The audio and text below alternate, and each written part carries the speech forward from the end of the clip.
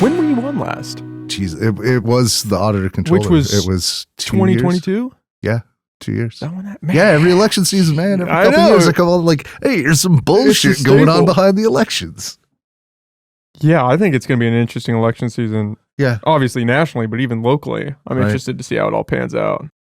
And full disclosure, I'm campaign manager for the No on Housing for All campaign. So okay, like just a heads put up. out conflict of interest. I have a biased opinion, but we'll talk about it online. How did you get started with that? Did they being the campaign manager? Yeah, I rabble roused. I mean, you. We can talk. Who, me? Yeah, we could talk about it once the cameras are rolling. But yeah, so often with activism, especially local activism, it's you come up with a plan to address the problem, approach a bunch of people who also see the problem that don't have a plan, and say, let's fucking do something. Should we do something? Let's do something. Should we do something? Right. You just show up and be about it instead of talk about it. That's how you that's how you get political activism paid gigs. Is like, if you're gonna ask me to put my time into this plan that I have showed you, I'm gonna have to not take other contracts. So it's almost another foreign concept today. Yeah, and nobody likes talking about money. Do you want one of these bad boys? No, I'm good. Nobody likes talking about money, but everybody needs it, especially if you're going to run a campaign. Yeah, and I don't mind talking about money. It's all, a lot of what we're about to talk about. That was a lot of what we talked about last time you were on, too, was follow the money. Follow the money. Here's where the money is. Nobody did anything. Nobody reads below the headlines. C'est la vie. Have you heard, I think it's Gordon Clotworthy gave an interview with Lost Coast Outpost about some money in relation to Rex. Have you heard anything about that? I mean, he had a conversation with Ryan that Ryan took in a lot of ways. Ryan Burns? Yeah. I've talked with Gordon. I'm voting for Gordon.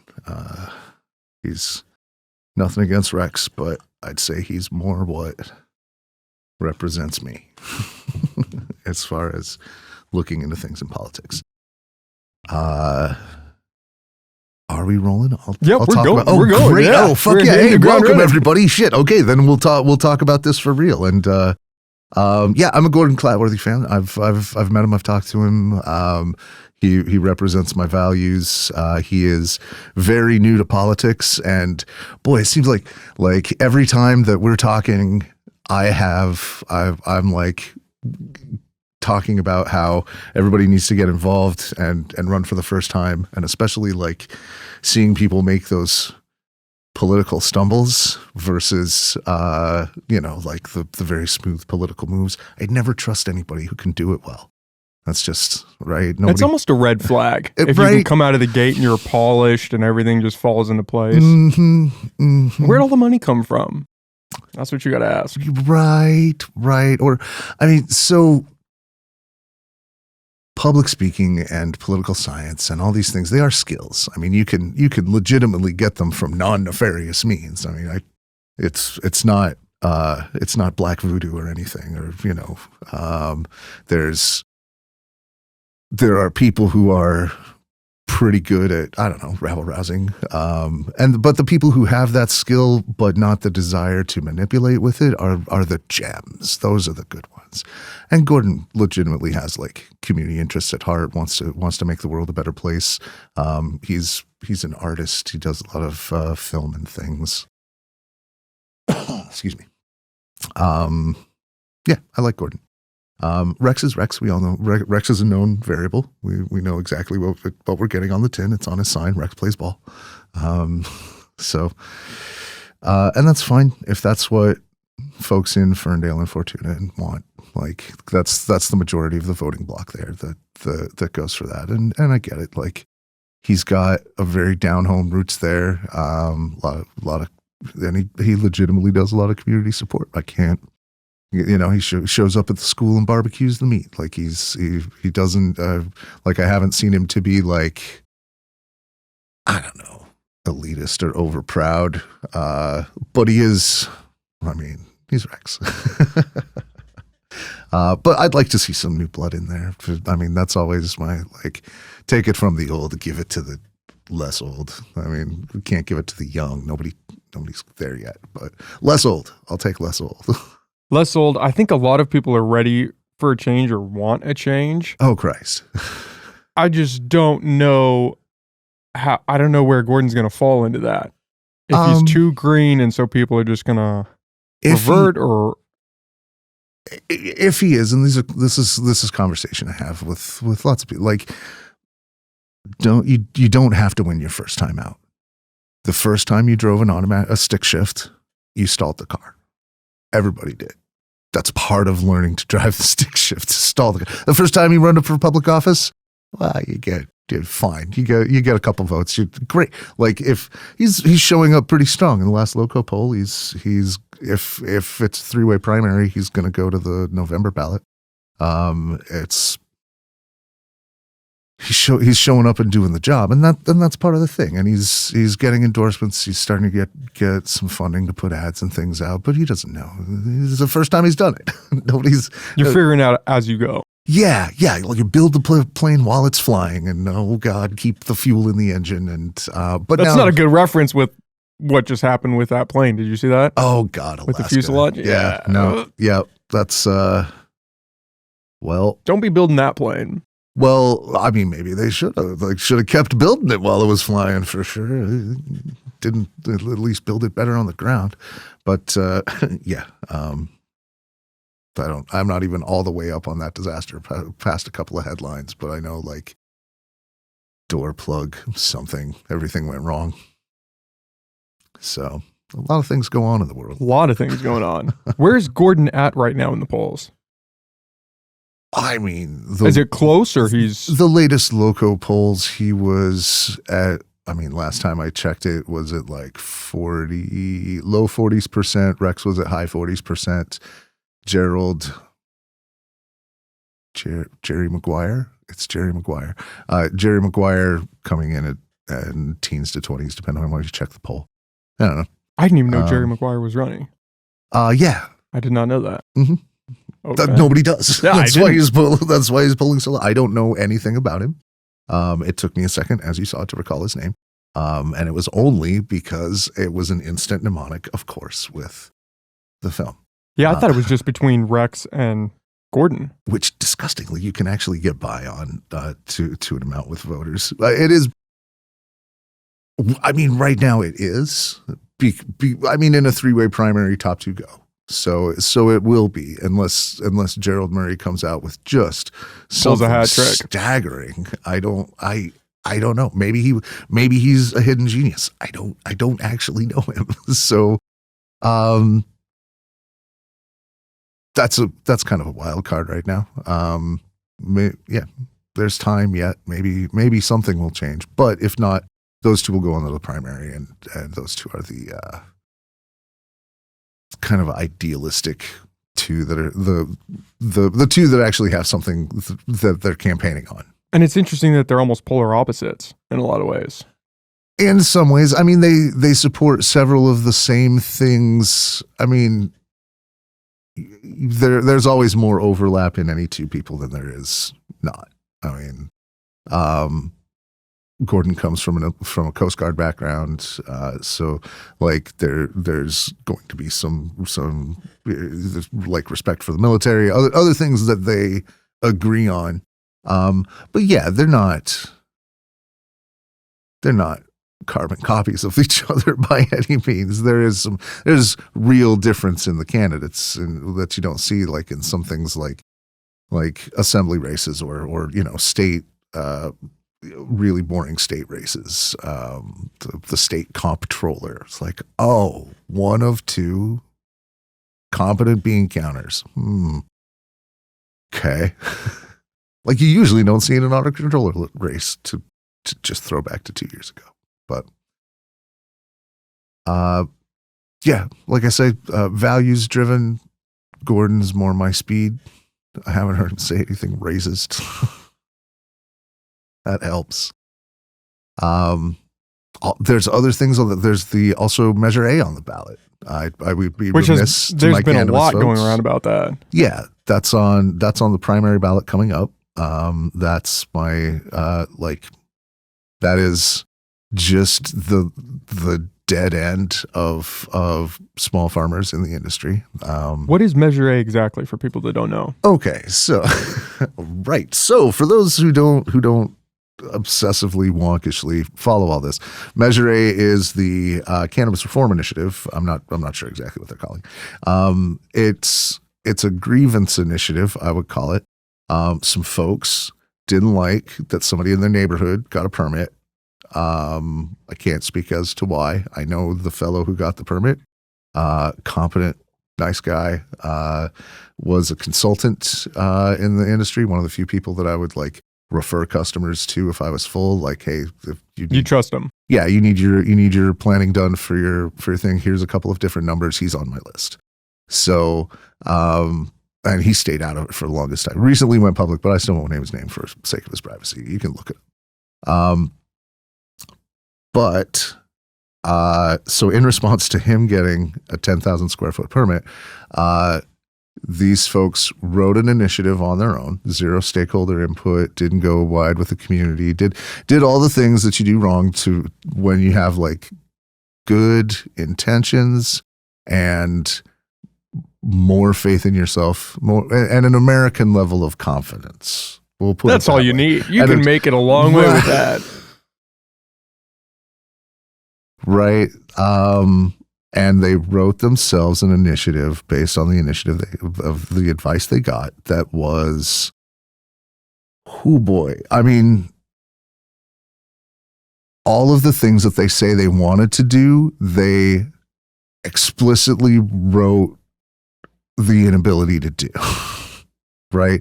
They want a greener, smaller cannabis industry. We all do like more widespread. I keep saying that the cannabis doesn't need, or Humboldt doesn't need 10 billionaires in cannabis. It needs 10,000 millionaires. It needs 10,000 strong businesses, like broad, widespread, decentralized wealth.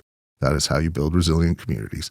And that's what we all want is good, strong, small farms, but this makes small farms unable to run. It puts in new lighting restrictions, basically a list of more restrictions for the industry, including the inability to upgrade.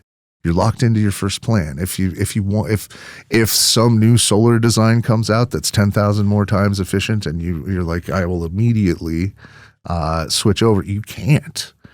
And the thing with initiatives is you can't change it except by initiative. You can't, like, once it's voted in, that's the law, and until somebody else spends $40,000, $50,000 to campaign for a new initiative. Or maybe shoestring initiative. The Measure A folks, to their credit, don't have a lot of big money behind them, but they don't have a lot of anybody behind them. So vote no on Measure A. Like, if you think that we should have small cannabis farmers in Humboldt County, vote no on Measure A. That's the short version. If you want them all gone, all right, it's a great way to do it. Don't.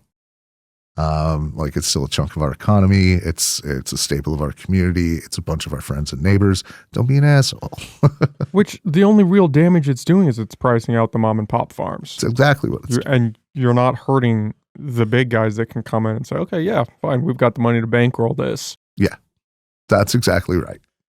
And it also shoots in the foot the relocation program, because the way it's worded, like, someone can't then have someone put a separate permit on their land. Like the way it is right now, to get things out of sensitive areas in the hills and like timber zones and places where we don't want forest fragmentation and things like that.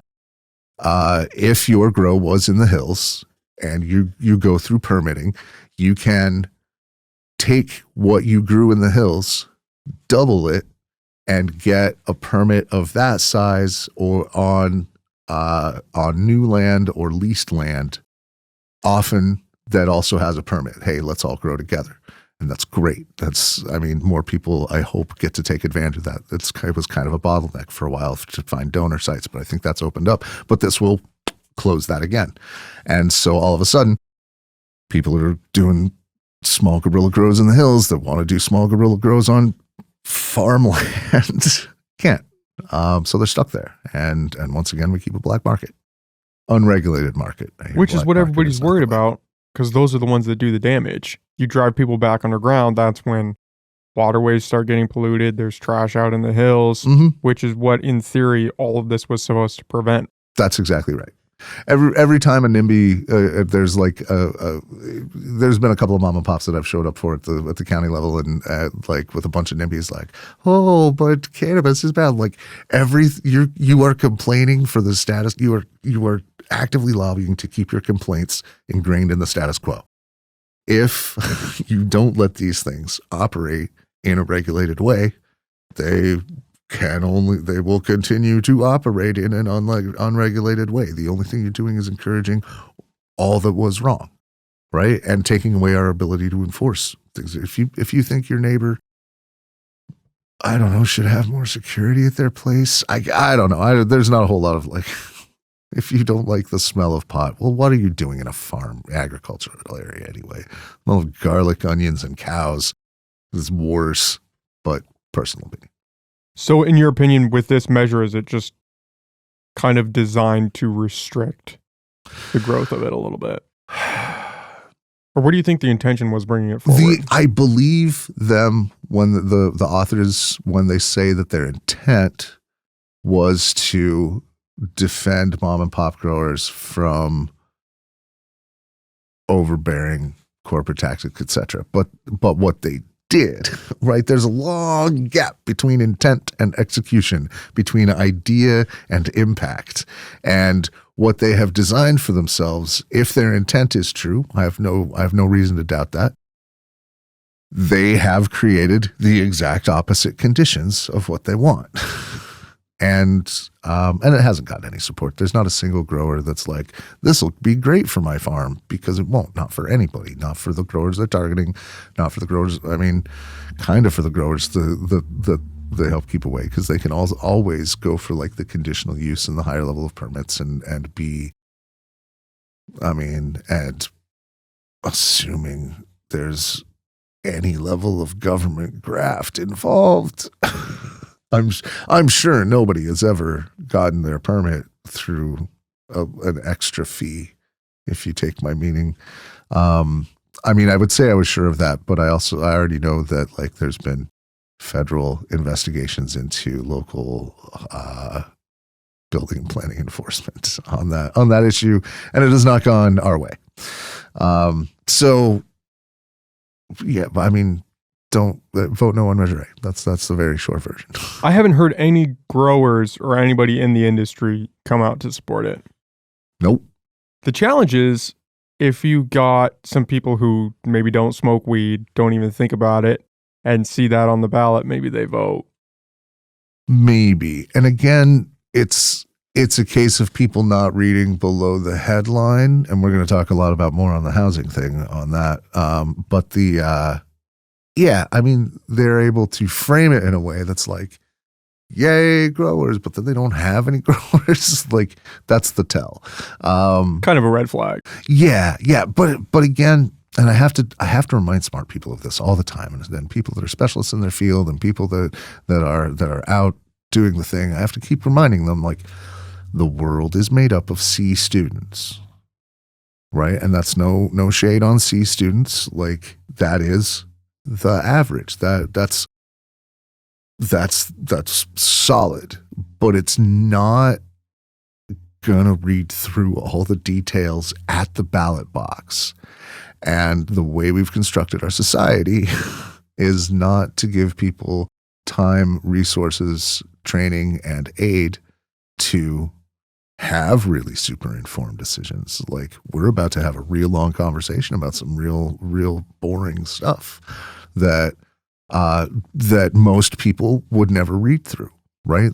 I do, so you don't have to.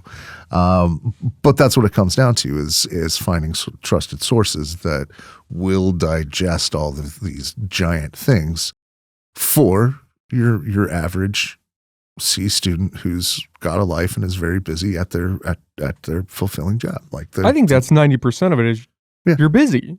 Yeah. If you're working a 9 to 5, especially if you don't like your 9 to 5. Yeah.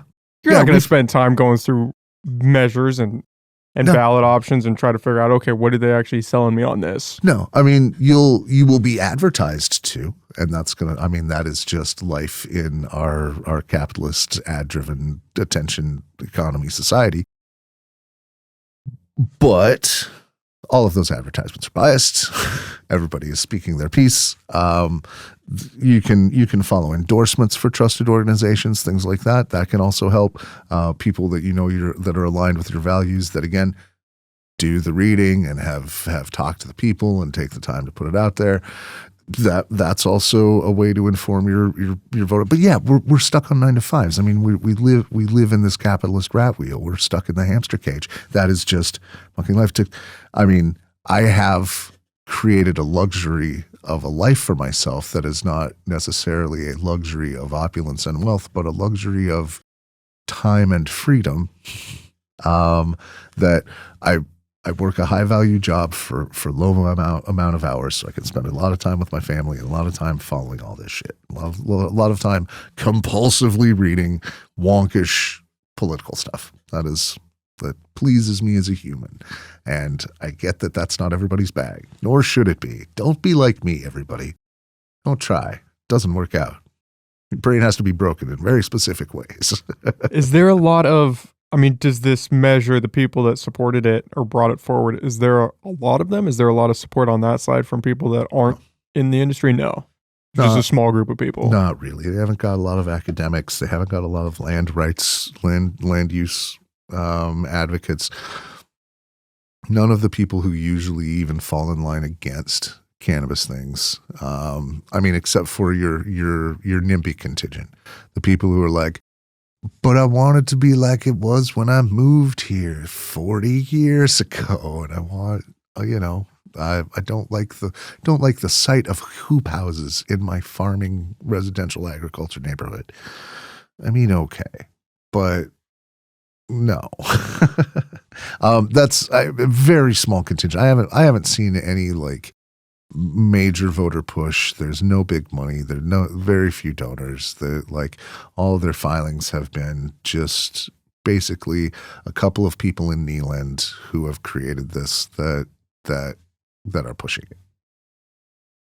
Just trying to see where it goes. Yep. So let's see. Is there anything else that's interesting on the ballot? We've got Clatworthy. We've got Measure A, cannabis. We'll save all the big finish news for the one that's on the November ballot. But those two are on the March ballot. Those are coming up soon. Clatworthy and Bone, of course, we expect to go on till November. You know what? The one thing that bummed me out about Gordon that I didn't get a chance to talk to him about, we didn't bring it up. I had him on the podcast and we talked for a while. Good. Have you seen any of the films that he put out? I haven't. It bummed me out that he scrubbed those. I don't know if he has a copy of them somewhere, but he scrubbed them from the internet. Which I could get if you're running and you think, I need to be presentable or I need to craft an image in some way. I get that, but that also I don't necessarily like that. And I wish I would have talked to him about it. We were talking about other stuff, but yeah. I think he's the one that brought it up that he did remove those from the internet or he took them off somehow. I hadn't even noticed that. Because I tried to find them when we were doing the podcast. It's like, I want to watch. I think there's 3 of them. What did this guy make? Yeah, and they're kind of a niche film projects. And I wanted to see, okay, what is this? I couldn't find them. I have a feeling being comedy, it was probably off color and being low budget, it was probably off. But embrace that. And that's part of your arc as a person, Well, okay, as a human being, embrace your goofy, weird, a little like raunchy side. Sure, if that's what it was in the comedy, but when you are going door to door to voters in Ferndale, I can understand why that's not what you want to present right away. And some of that may also be fear of from people that he created those things with, of just review bombing and people showing up in the comment section and being shitty and legitimate wounds to their craft as well. I don't know. This is all just speculation, having heard it just now. I mean, it definitely poses an aspect of being an attack vector, depending on how they panned out or what the content of them was. Yeah. For people, like you said, in Ferndale, or you just, I don't know. I It's a thought about data that and I was point. like, yeah. It's something to be aware of. But I'm biased because I put out shit that maybe shouldn't be out there all the time. So from my perspective, I'm like, just leave it out there. Right. And there's 0% chance that I'm ever going to run for public office, so I'll say whatever the fuck I want. That's and if my wife runs, sorry, baby. Yeah, it's out there. But it's sad that, and maybe this is just a gripe against the political atmosphere in general, is that you have to do that to run, or there's a perception that you have to do it. You have to sanitize and Flanderize yourself to be effective as a candidate. I see that. I mean, but oh, it's going to pain my voice box to make this noise. Hold on a second.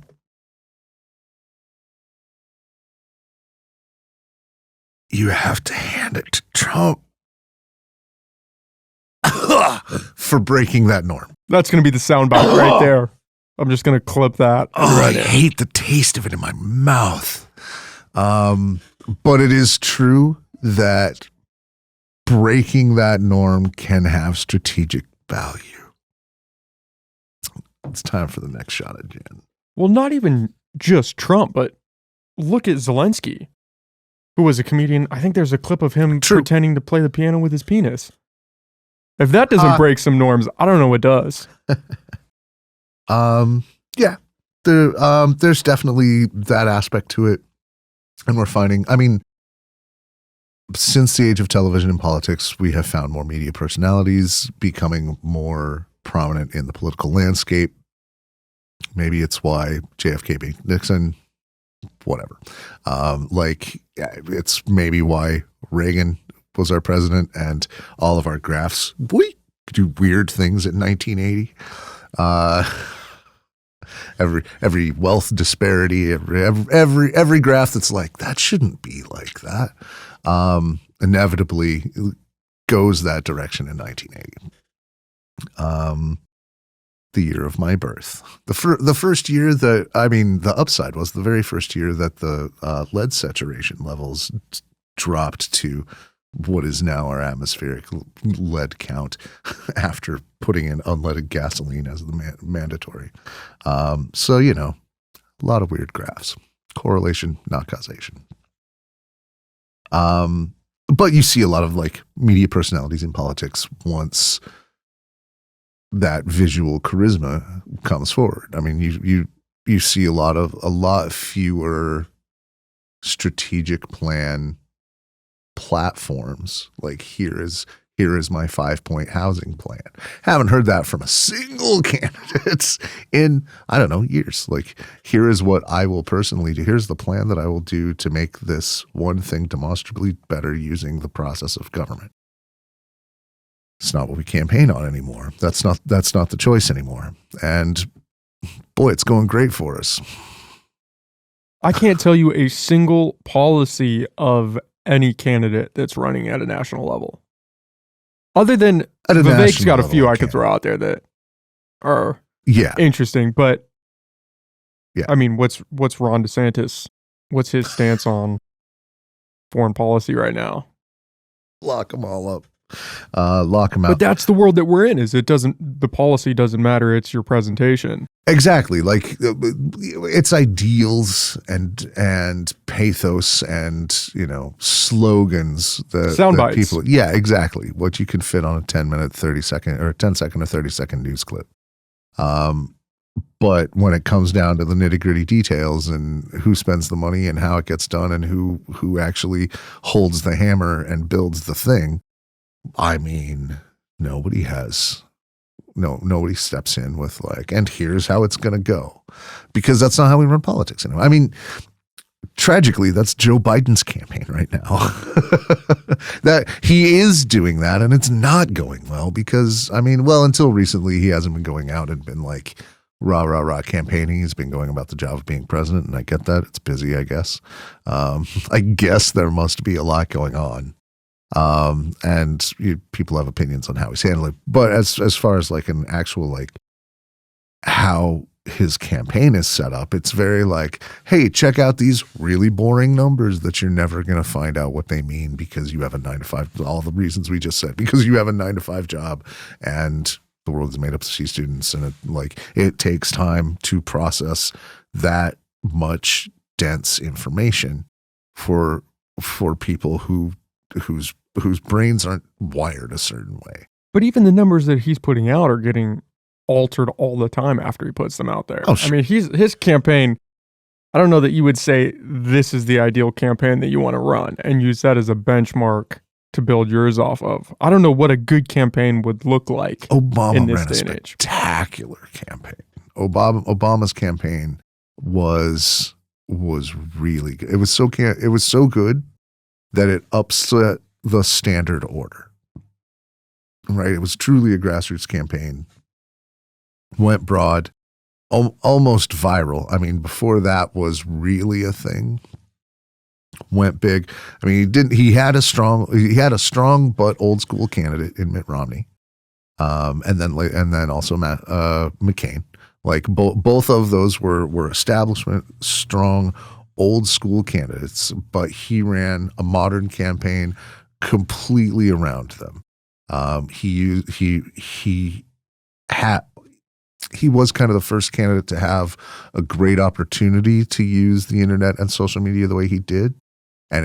And don't bet for a second that a bunch of people on the other side didn't learn those lessons and maybe do things like Cambridge Analytica with them.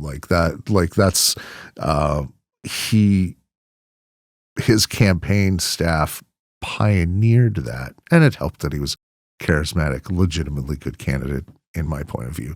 Strong orator, could actually talk and sounded presidential. Yeah, but could also do casual. I love that picture of him like the shaking a bunch of like white people in suits' hands, and then Shaq goes up to him and is like, "Hey," and suddenly he's a human. Right? That's not something most politicians are good at because, like we just said, that's the sort of thing that you have to sanitize from yourself. But he didn't. And I believe that was a conscious choice on his part. And it was one part being true to yourself and maybe a moral decision, or he's an evil genius and he's like, I must present human face in my lizard suit or whatever. Which is impressive either way if he was just putting on this front and managed to go that far with it, or if that was organic.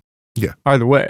Either you got to give him credit just for how he ran the campaign. Yeah, either way. And there were a lot of people behind the scenes that were making a lot of decisions about how and when and where those moments were created.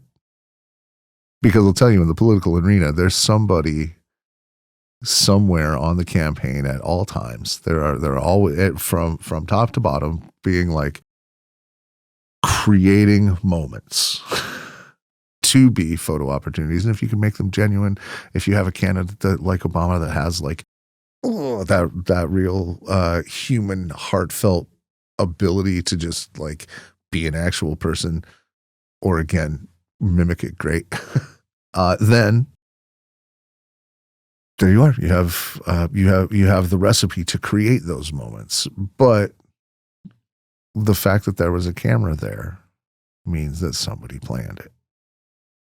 We're not quite in that level of panopticon, certainly not in a public availability panopticon, although, our little monitoring devices are always here ready to do their deed. But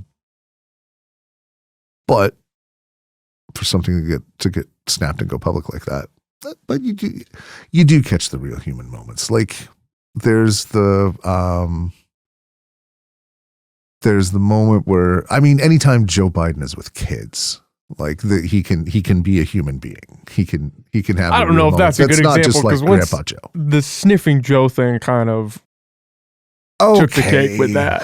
That's now any fine. picture of him with kids, if he's bent over, it's get a little dicey. Whatever. It's a little weird, but I don't think it's like gross. But there's that moment with, I believe it was the son of like the slain officer from January 6th. It might have been another slain officer. But like He was there paying respects, and the guy's son, who I believe had Down syndrome, was crying and like ran up and then said something heartfelt, and Joe just like gave him a real human hug, and that kind of thing. Like, sure, it's grandpa stuff, but what do we expect from Grandpa Joe, right? I mean, it's that. I can't expect Obama levels, the Obama type of connecting with people. He connects with people in the same way a grandpa has to connect with people, which is fine. I mean, well, he connects with people in the same way you would if you had known them for 40 years and you had built this rapport and people kind of understood who you are. Yeah. Obama had that aspect where he came in not necessarily fresh, but he didn't have that repertoire, that catalog that Biden did, where people could look at him and say, okay, I know what this guy's, I know what he's going to do. Yeah. And it's because, partly it's because Joe Biden has been in that arena for a long time. Exactly. He does have that Rolodex. He does have those long relationships, and he's been around people that know him the whole time. Obama was fresh in a way that he's not. Right, Obama could bond with you quickly, right? You see him, in different public interactions of like very quickly getting tight with people. I don't know. There's like the clip where he's voting and this woman's voting next to him, and I guess her boyfriend goes by and is like, "Don't touch my lady now." And he's like, "Wasn't planning on it, but like." Man, a brother going out of his way to embarrass you, like that's not going to go well for like immediately developing a rapport with just the stranger next to him. He didn't need 40 years of backstory. So, but other than that, I mean, there's no barnstorming campaigns like on the national level. What a mess, right? I wonder if we're going to have to revert back to some semblance of authenticity though now. Where there are cameras everywhere. Everyone has a cell phone in their pocket. They can grab you at any moment. You almost have to be more authentic or seem that way because you can't be on 100% of the time. And if you're running for president, there's going to be cameras on you every second you're out of your house. I don't know, man. Like we're back to Ron DeSantis. Like that dude is a machine at every moment. But it's coming out. I mean, this is kind of a tangent, but the heels thing, did you see that with his shoes? Yeah. You can't hide that forever. He made it a couple months into the campaign, made it a while, and then all of a sudden people start noticing what's going on here. Well, yeah, it's that people realize that you're on the whole time. It's like, but you wouldn't have get you that. seen the man smile? This quote unquote smile. I mean, all of them. It looks like somebody drew a square on his face. That's what they're saying about Nikki Haley too. Her smile, or she talks with her teeth shut, or something weird like that. Which you gotta. Somebody probably told her that's the way to do it. Oh, you need to show more teeth. Somebody in the background who's got some marketing or PR degree, and they're like, no, you need to do this. And then it just freaking backfired. Right. Show them chompers. But you're going to catch that now. That's the point. Maybe 40 years ago, or even 20 years ago, you might not notice that until it's too late. Exactly until it's too late. But does it matter in the moment? Like when you're first exposed to it? Because, communication, 70% is what you say, how you look, 20% is how you sound, 10% is the content of your speech. Like very little of the actual words that people pour out of their mouths really land like the expression you're using when you do it. I mean, even when it comes down to like music, how you sound versus what is said, there's some very powerful music that's like super upbeat with all the children are getting murdered lyrics, every children's song ever. yeah, every single nursery rhyme. And the juxtaposition of that is part of why it has staying power and power. Like that's part of the effect it has. Ring Around the Rosie. Well, that's what I was thinking of. Yeah, exactly. Like we're burning bodies. Let's spread flowers so maybe it doesn't smell. And then we all die anyway. It's It's that kind of thing. And so in the moment, before someone catches it and commentates on it, before a communication analyst says, look at this thing look at this weird smile that Ron DeSantis had.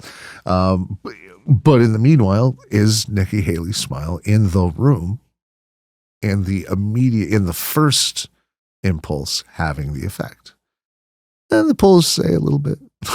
I mean, she's a known variable. People are pushing it out, but people are not hardwired for analysis. Our brain juice is such that this little jelly is great to make snap judgments, right? We're quick to form an opinion, especially now when Google Foo means that the top 10 headlines are like, that is my opinion now, and that can be bought.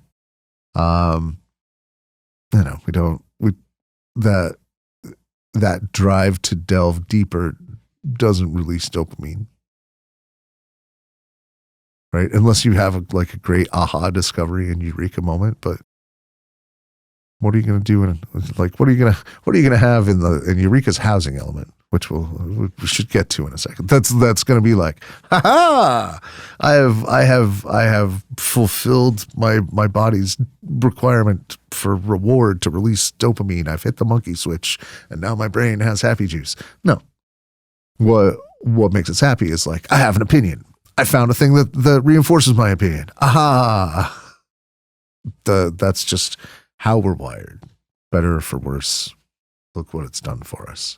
I'm actually slightly optimistic that we might be able to right that ship in some ways. Just with, if you look at RFK's campaign, how he's going on these long form podcasts and talking for hours with people, I think that's a good sign. I think there's potential in that. It could be. If it wasn't wrong about everything, maybe. If his whole campaign wasn't sponsored by his own ideological enemies, maybe. But again, you got to follow the money. Like you see Bannon and his circle behind that campaign. Roger Stone, also that circle monetarily support the RFK campaign. It undercuts whatever good methods or ideas you might have. And a lot of his ideas are just... You're not a fan. It is clear that once again, he makes a lot of opinions and doesn't do the research. But for what? Vaccines, cannabis. God, I haven't looked too far into more of what he's come out with, because again, like, what are the policy details? Right, he has opinions on issues, but that's culture war bullshit. Have you read the book that he put out about Anthony Fauci? I want to read that book because supposedly it's a dark read, but there's a lot of information packed into that. And he was an environmental lawyer for a long time.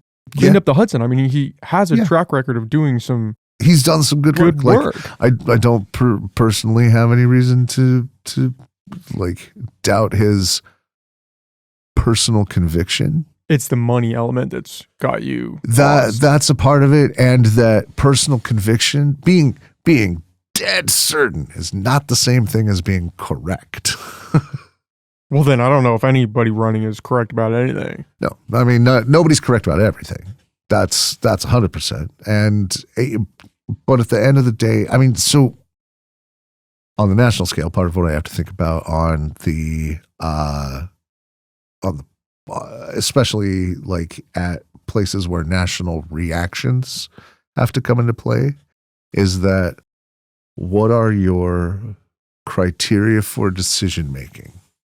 What do you mean national reactions? Okay, a disaster comes up. Israel is cleansing Palestine. What is our national reaction? There's a war in the Ukraine and they need more. It's still more because they're up against one of the last three fading superpowers. Like, they need more. Well, two fading. One's doing just fine, and it's not us. right? Like, what is the reaction? What is the plan?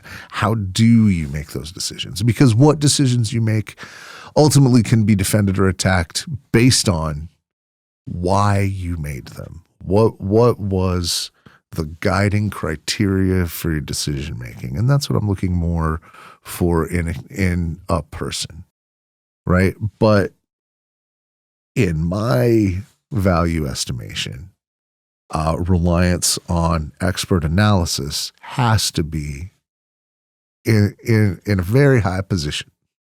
The problem is you have to you have to vet who those experts are, because expert Sure. doesn't mean agreeance, and it doesn't mean all the experts are on the same page. No, but science has, so peer review, that's what peer review is for. Like the scientific method and the scientific, like, academic Integrity. sphere that we've created does have that element built into it. There is accountability in peer review. Yeah, but it's hard.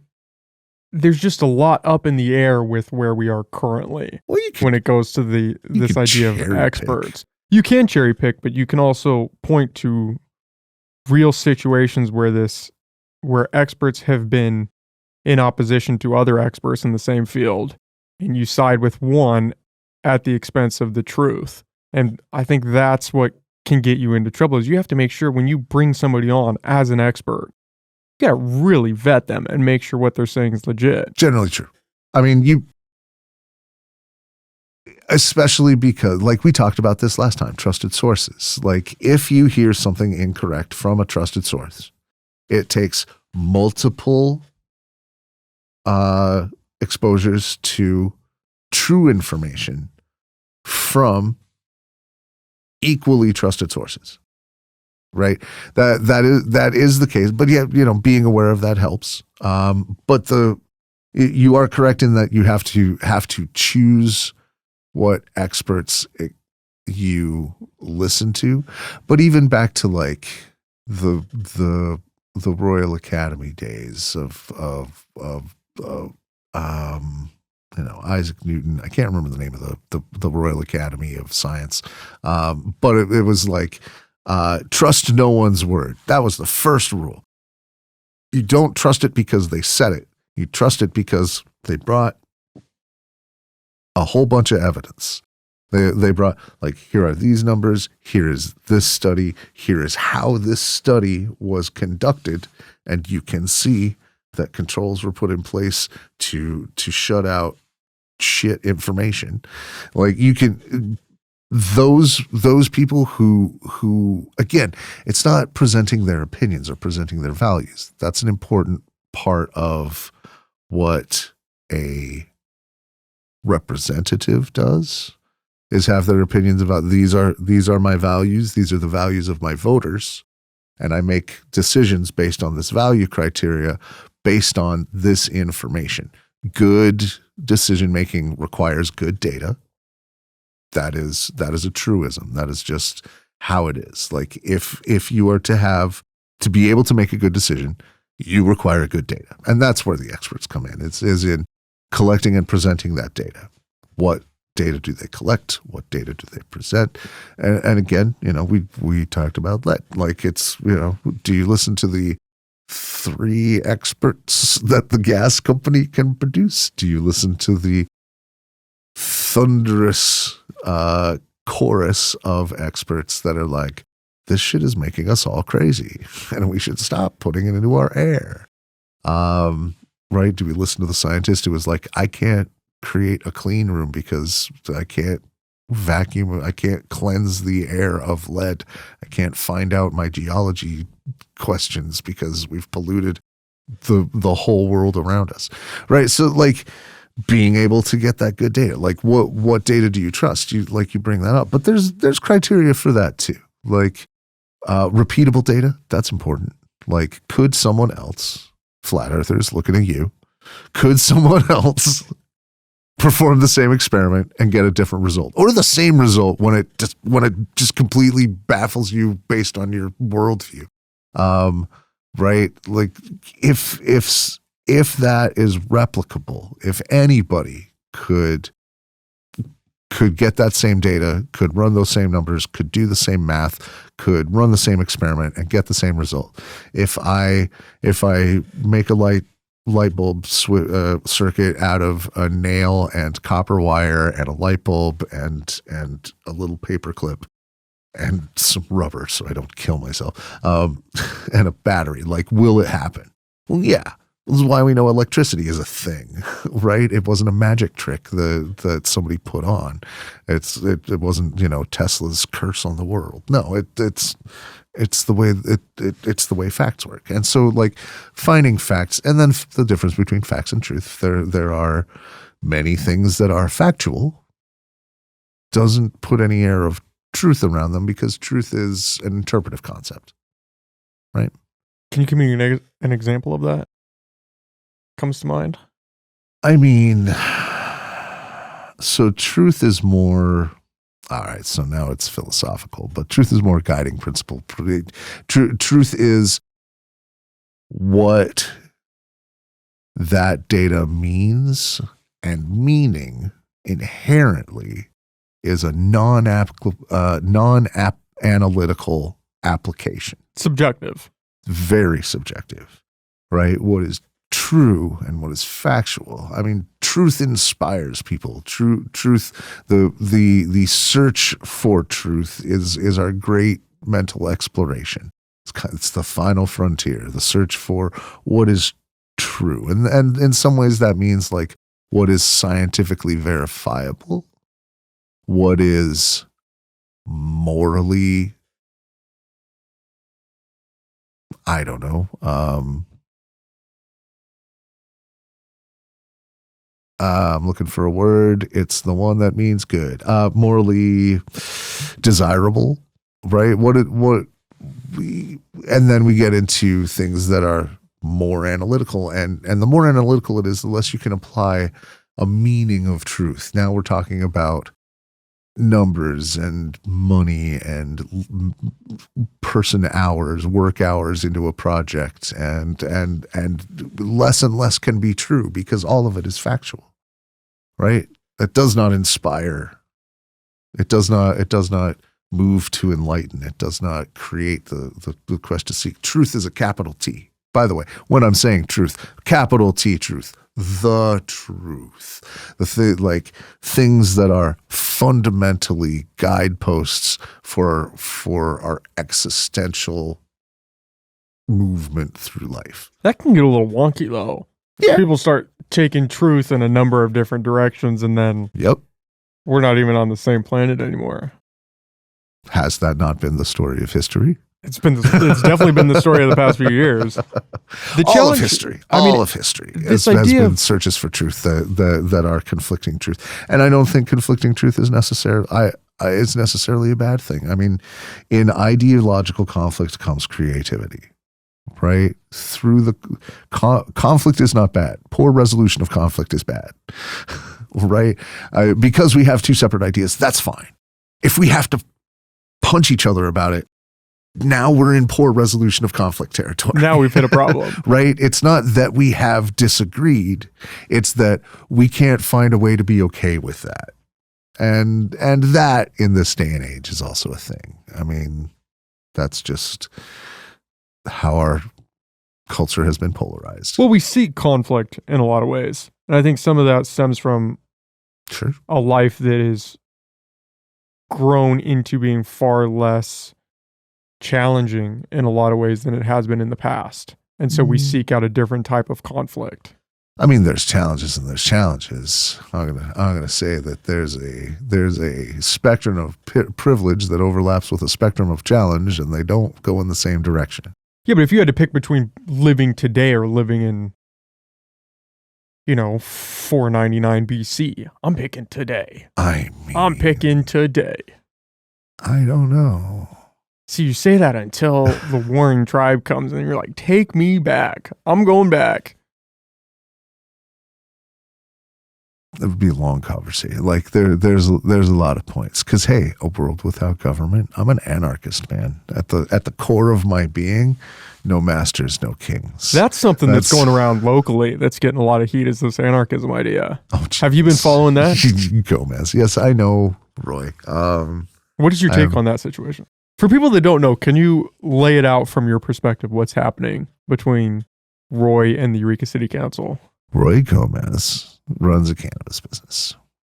He, through a nonprofit attached to that cannabis business, through community events that used temporary liquor licenses from the Inc. people. But he was using all of them. Just all of them. And the Inc. people said, no. I mean, and that, like, it also, like, threatened the Inc. people's ability to give temporary licenses because they were essentially giving one person a permanent license. And so they had to pull back on that. Now, someone heavily involved with the Inc. people, I believe their executive director, Leslie Castellano, also a city councilor. So he was just repeatedly applying for these almost back to back. So he had a continuous license in some sense. Okay. Exactly. And that was, part of his business strategy, part of whatever he was doing. Leslie Castellano said no through the Inc. people, and also because there was a police element involved, like a law, like a legal alcohol distribution issue. She's on the city council, so in Roy's mind, those two things are linked. I mean, are they? But from there, Leslie Castellano is a political ally of Mario Fernandez, so the Inc. people, I mean, fundamentally anarchist in their world, like as an artist collective tends to be. It's artsy folk. Like, there's no rules in art. There's no laws. There are, in fact, the active breaking of social mores is part of art, part of what makes it thought provoking. So Leslie is an artist involved with the Inc. people, also on the city council. Someone who has come out and endorsed her, backed her campaigns, showed up to like volunteer events. Mario Fernandez, another city councilor, is involved with the, there's a Humboldt collective that I believe was at some point associated with the Humboldt Anarchist Book Fair. I don't know the exact association that. Is that Humboldt Grassroots? It must be that. It must be that, which I think was also associated with the Inc. people, because every artsy nonprofit is in some way associated with the Inc. people, because that's what the Inc. people is an umbrella organization. It exists to create those resources for all these tiny micro nonprofits, right? It's one of the reasons we have the largest nonprofit per capita in the area, right? It's just whole bunch of artsy folks that used to be funded by cannabis money that had the spare time and creativity to go and do something artsy and creative and make a nonprofit out of it. That's what it was for. That's why the Inc. people exist. So of course all of these organizations are attached to it. But that is enough for Roy to believe that there's a conspiracy through the Inc. people to promote an anarchist, and I say this in the 1900 to the 1920s definition of anarchist, like subversive, violent element, agenda into city politics. That is, I believe, is his case. Now, it tells me that Roy doesn't know very much about anarchism or how these nonprofits function. But if he did, we wouldn't have had this conflict in the first place, because he would understand that those liquor licenses were a community resource and not for him to monopolize. So from there, he gets involved in all sorts of other things. Fun fact: he's in the opposition, or in the pro housing for all camp. We'll still get to that. The big feature piece. And he's running for District 3. Oh yeah, I heard he has just announced that run as well. So he lists on his political organization's website He lists in his values capitalism, which tells me that he doesn't understand values or capitalism. Right? Capitalism is a value. It's not. It doesn't meet the qualifications of what that word means. It is an economic system with value adds and value negatives based on your worldview. But that's what values are, as a worldview. So I guess his worldview is capitalism. But that's neither here. I mean, that is one of the components of this. So that as I understand it, is how that trail of breadcrumbs and idea forming came about. I'm not Roy. I can't speak to his state of mind. This is what I have tracked through watching what he has said publicly on social media, privately to other people I know, and people reaching out to me about like, hey, what the fuck is going on here? But that's not what anarchism is. So he's, in my opinion, he is using a buzzword that he doesn't understand well as a buzzword to attack people that he thinks have conspired against him.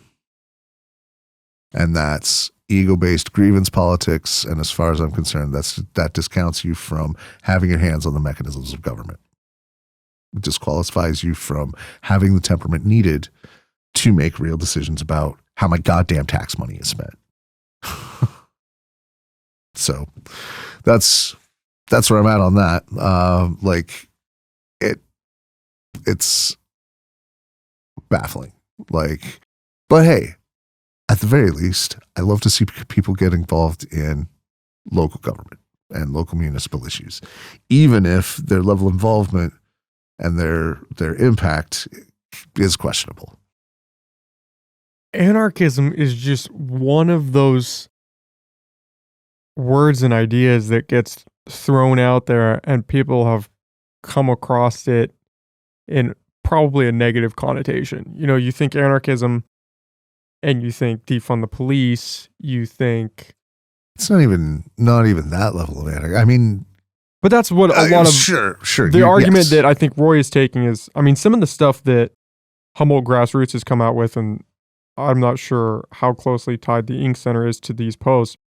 A lot of it is defund the police. We need to abolish the police entirely. We need to form a, civic form of overwatch, almost like a neighborhood watch thing. A lot of it can get a little more dicey. Again, you have artists who are, kind of just buck wild, so you have to take some of it with a grain of salt, I think. Sure. But you hear anarchism and you think anarchy, you think destruction of society, you think we're going to burn down the system so we can rebuild it.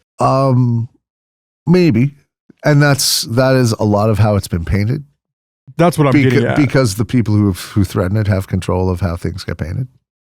The people who don't like who don't like the breakdown of systemic controls. What we're essentially talking about is empowering local governments. That really, like, if we're just talking about it at a political science level, it is empowering local governments to make decisions about things that affect them and their constituents. The people who are impacted by a decision should be the people who make the decision, right? And as things go larger and larger, that is the thing to make true. The government exists to defend the common from the predations of the wealthy. There's another core tenet, or the tenet, or of the powerful, depending on your. There's so many different schools, and I tapped the mic. All that's unusable now. No. But all the different schools of like what exactly it means, because we're talking about a political philosophy, not a political platform, right? Again, we're not talking about about how that actually plays out on a local ordinance. We're talking about the values criteria for how the person making the decision on that ordinance makes their decision. And I wonder how many people that are proponents of anarchism truly understand it. Just like I have that same feeling about people who don't know anything about anarchism and just have preconceptions. The same. I mean, but that's true about capitalism, conservatism, liberalism, Communism. You have these people that you can just get attached to an idea. Rabbit hole. Like, are you a tanky or not? Like all the different shades and flavors and sub-tribalism and whatever. It's all roundabout a philosophy. All the different factions of Christianity and sects of Islam. And that's the other thing, is everyone has their own interpretation of what it actually is. So you could have 5 people say, oh, I'm an anarchist, and have 5 completely different interpretations of what that means. And it's very likely under anarchy. Yeah. I had a guest on. Because who are you to tell me what my anarchy means? Fuck you and your king. I don't know enough about anarchism. I had a guest on who gave me, or who let me borrow a book, The Anarchist Handbook, I think is what it's called, by Michael Malice. Okay. I think I know the one you're talking about. I'm working through that. It's taken me a little while. I got to apologize to him because he gave it to me a while ago when he was on the podcast, and I'm still working through it. But I mean, how many people are taking the time to read something about something that they're either in agreement with or in opposition to? Again, as opposed to just signing on. Say, yep, this is my identity. We're back to the 9-to-5 hamster wheels and people reading past headlines and social media posts. And like, that is the problem that we'll always run into in our culture. How, like, we have empowered the average citizen to have a voice in decisions about complex topics. And then we have disempowered the average citizen from forming an educated opinion about complex topics, both through our disincentivization of critical thinking in our education and just culture. Every aspect. And just soaking up every available hour by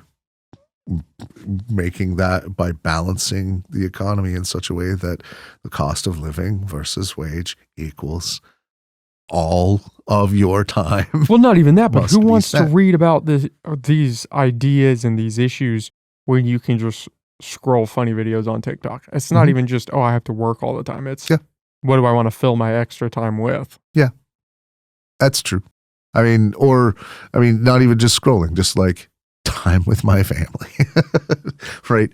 Dinner. That's a healthier way to spend your time. Right. Time with your family ranks higher than time on TikTok. Doing crack at the trap house. I don't fucking know. But certainly that might even be better than TikTok. Who knows? I came across this whole thing a while ago. It was back when there was a lot of talk around the Eureka City Council rescinding the Code of Ethics and what that might imply and if it was shady and what was going on. And I had Ash Teeter on from the Lost Coast Populace, and we talked about it, and it just kind of seemed like it fell flat. It was just a perception issue of, they're rescinding something called the Code of Ethics, but there's not really anything there, and it's not really being applied. There was no there. It's right. It's all the words used to describe the action were like, whoa, but when you actually see the impact of the action, it's like, well, what is this actually doing? Yeah.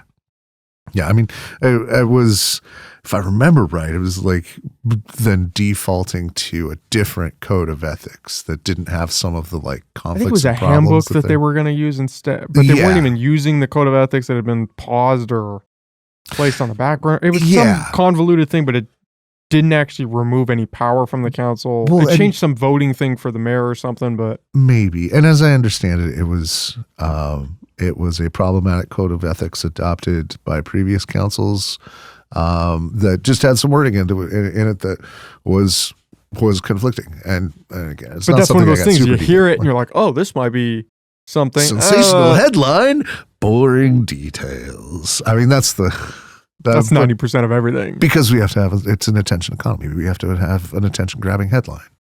Right? Billionaire banker plants spike in housing element. We'll get there. Let's get there now. Talk about it. Okay, let's do it. That was a good segue.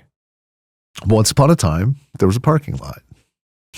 Several parking lots, in point of fact, like 21 or 27 parking lots, city-owned parking lots in Old Town, downtown Eureka. They've been parking lots forever. The city tried to monetize them several different ways. had no luck. But it is free parking in Old Town. They are thoroughly underutilized, like 40% to 60% capacity on any kind of regular basis, and unfilled even at peak. Like the only times I've ever gone to Old Town and had trouble finding parking is like 4th of July, right? Like events, things like that. Farmers market, it gets tight. But so the city is looking for other ways to do that. And to do that, it's going to lease them out to housing developers to create infill housing in the Old Town district. Creates foot traffic, mixed use residential commercial. We've seen a couple of them with like the lower level retail shops, upstairs, apartments, things like that. That is the plan for these parking lots. There are several people who don't like that. One of them owns Security National Bank, billionaire by the name of Rob Arkley. You might have recognized him in the news with some Supreme Court shenanigans. Same fellow. Runs Security National Bank. And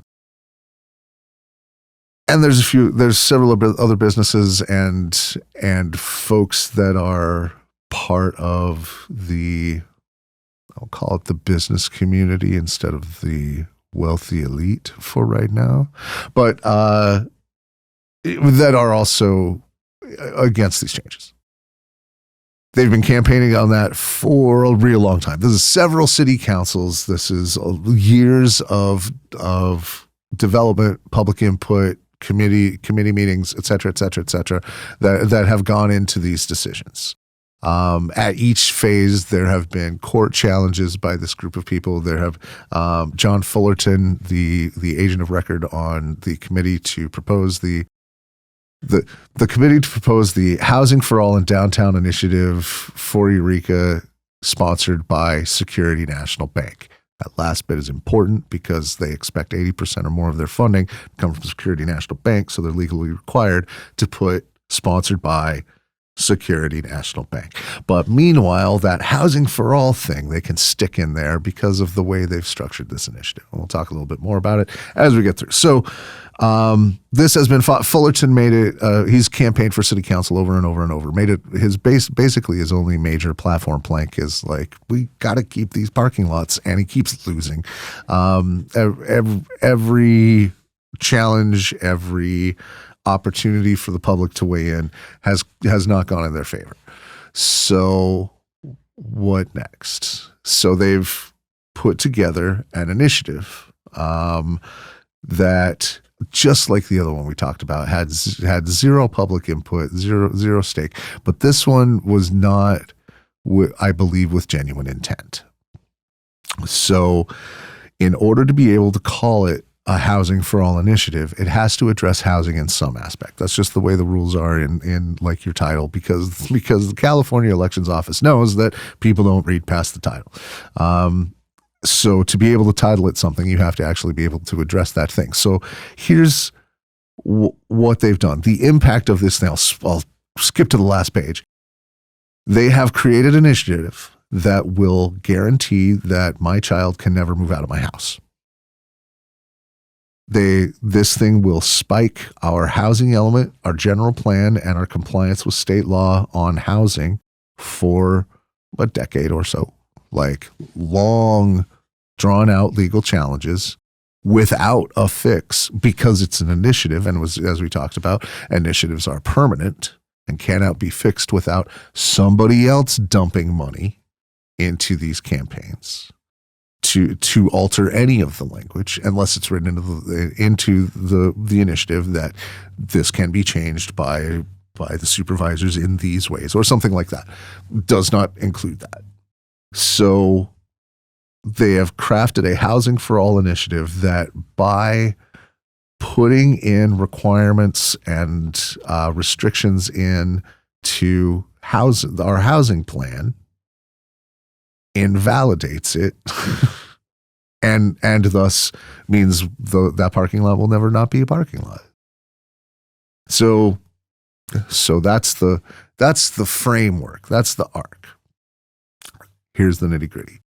The way it's constructed. So it creates an overlay onto our housing element. The housing. Let's start at what the hell is a housing element? A housing element is a part of a general plan that creates a long-term plan for housing development and shows the state that we actually have the resources to carry out this plan. That's the basics. It is required to be in compliance with both our own general plan and with state mandates in order to get housing grants and funding for any of the state programs that require it. Like that, it has to be in compliance. Currently, it is. This overlay system combines with the fact that they have just struck the numbers out of our housing plan. This initiative specifically deletes the numbers that are our goals from the housing plan, does not replace them with new numbers or goals, and cannot be changed except by initiative. It deletes those numbers by removal of the parking lot. It specifically goes in, and in our housing plan where it has those numbers, it just deletes them out of the sentence. It just strikes them out. Essentially, like the city will plan to create housing in this district that will accommodate X number of units, has been altered to be the city plans to create housing in this district, period. No numbers, no plans, no actual like data in there. And that is one of the things that knocks it completely out of compliance with both our general plan and the state's housing organization. So the overlay that it creates is one size fits all. It must be a high density residential building, which we have no zone for. We have no metrics as to what is high density. That must be built over a ground level parking structure that retains the number of parking units that the parking lot did. So that seems like an interesting idea. Oh, we retain parking. We keep the parking in the parking. Okay, but first, parking problems in Old Town are an inflated problem. There's only a small group of people who are clamoring about it, and it's the people behind this initiative. Second, we get earthquakes, right? Like a couple of 4s a year. Like, no, every so often we get a big rumbler, but the ground here shakes, right? A lot. We've got right off the coast and always off the Petroleum, Fortuna, and Whitethorn, right over there. Every couple of months, we get a 3, right? 4s every once in a while. I think when I in a landmark occasion for my relationship with my wife, we had like that big 6, like 7-ish one, like that big one. We get that. That happens here. So a ground level parking structure is called a soft bellied structure in construction because an open parking lot provides no support for earthquake protection. And right? It collapses. You couldn't build pillars throughout. You sure can. But now we're about to talk about affordable housing. Because you sure can. There are earthquake proofing techniques, and they are expensive, and they are expensive to maintain, and they inflate the cost of a project a lot. Here's the thing. Our housing plan has affordability strata. Group like based on the median income of households in California in Humboldt County specifically, not California, in Humboldt, from the very low to upper moderate, there's a range, and that range of income calculates what is considered affordable when it comes to apportioning housing grants and other state money And if you are going to create a building with that level of earthquake proofing, you are also no longer able to recoup your investment and still charge in that range of what is considered affordable housing. So once again, our housing plan gets spiked because now our ranges for the housing planning we're accommodating for cannot be met, right? Because the price per unit to recoup an investment for a developer, even on land, by the way, that they are leasing, not buying from the city. So the city generates income on these leases and should. Even at the generous rate the city would give, the cost for that construction means that your amortization over time, the amount of time that you have to pay back your investors, to pay back your contractors, to make a profit, and maybe to sell the building, depending on what your exit strategy and development plan is. What all that is, like,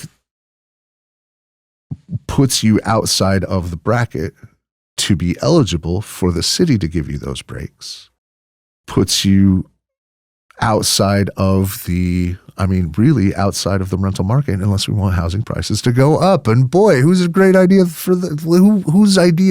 for greatness is constantly creeping gentrification? Maybe that's fine for bankers. Meanwhile, and I'll take a look at so we can delve into some of the numbers. So the city did a study on the impacts of this. They found out it's going to cost millions in construction jobs. Right? These are now like all of our union jobs, all of our trades builder jobs. Like, there's 1,000 of them on projects that are already in play, on things that are already moving, have grants attached to them, that already have plans. There's 1,000 jobs of that would be wiped away by this initiative because those are no longer viable plans. It makes a carve out. Makes a carve out for the Wiyot tribe's development plan. They've got one of them in the works, and they did this because they really just wanted the tribes to stay out of it. But the tribes have already come out and said, "This is bullshit," because Arkley has a history with the local tribes. I don't know if you know anything about Massacre Island, but the Tuluwat Island. Fascinating diversion, but we can circle back to that one. Yeah, because I want to hear that. Another land use issue. Really quick, just for the tribe though, the tribe's going to be building. The Wiyot tribe has a development in planning that is housing and transit related. I think it's also got some light retail. And that plan is very far through the works, right? It's through the development phase. It's getting stamps as we speak. So these plans are already in progress for most of these. Okay. Yes. So that's just for the 6 that are already in progress. That's those 1,000 jobs, and that's like 1.6 million in revenue. At this point, I'm gonna get my handy dandy pocket supercomputer, and I'm gonna pull out my document here that actually has that staff report, so I have the real numbers. So, okay, so one-time construction-related output based on just the six lots that are already in development would be 169.8 million in one-time construction-related output. So what we wouldn't get by building those buildings is about 170 million. If that gets and the loss of 7.2 million per year in retail spending if there was housing there, right? From new residents living in the downtown.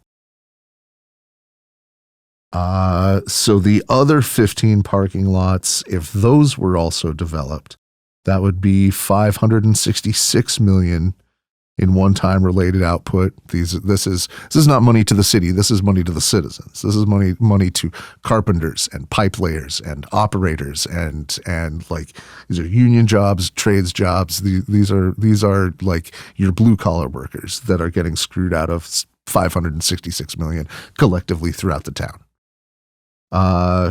$240 million per year retail spending from the county on news residents living downtown. Again, this is the broader impact. If the intent of the city was to develop all of those lots in this same way, and it were diverted by this initiative, that would be the impact. And how many lots are we talking about right now? 20? I'm going to say 21. 21. And these 21 total parking lots. 21, and these are all located downtown. Specifically in the Old Town district. Old Town. Yeah, and there's an overlay. I mean, I guess I can share them out, but they're scattered around. Like they're very fragmented, and some of them are too small to build housing on. 21, but located in Old Town. Yes, and there's development plans district. for all 21. No, there's currently development plans are available and out there for 6 of them. 6. With plans to further that into the others? They are available to be developed by others. Some of them are. The ones, I mean, there's some that are like just little tiny dog legs that's probably going to stay. Wouldn't make much sense to build. Right. Or if you're going to build some, I don't know, like put a burger shack in there or something. Yeah, some little retail thing, or but most importantly, city infill, not sprawl. Like we want businesses to go where businesses already are. We want job centers to get job centerier. We don't need to build other job centers. Okay, so back to the initiative. So the other things this thing does. That's the spike that it puts into it on the rental overlay and the building mechanics, as well as striking the numbers out of our plan. That enough would already make it so for 10 years, our housing plan is bunk and we get no housing funding. We're screwed. Puts a spike in the wheels. But they go on. Furthermore, the initiative imposes on the Jacobs school site, we'll get there, a high density residential overlay, doesn't exist, for 40% of the site, and then a laundry list of uses, industrial, commercial uses that are allowed by right. That is without citizen oversight, without community input. So that is why it is housing for all, because they have created a theoretical mechanism by which housing will be increased by imposing a zone that doesn't exist on a site that at the time of writing the initiative, we'll get there, was not available for zoning. So this is a school site. State agencies, other municipal agencies, don't have to follow zoning regulations. They do what they want with their land. At the time of the initiative's writing and getting signatures, we'll get there. The school site has been decommissioned. It's not a school. It was in talks. The city had talks had broken down to buy it a couple of years back. They just couldn't meet the price point. They were in talks with the California Highway Patrol to put I believe a training center or some sort of administrative center there, which was largely backed by the community and the neighbors there. And fine. But again, a state agency, not under zoning regulations. They do what they want with their land. So as it was written, when it was written, it added 0 housing. And we all caught that.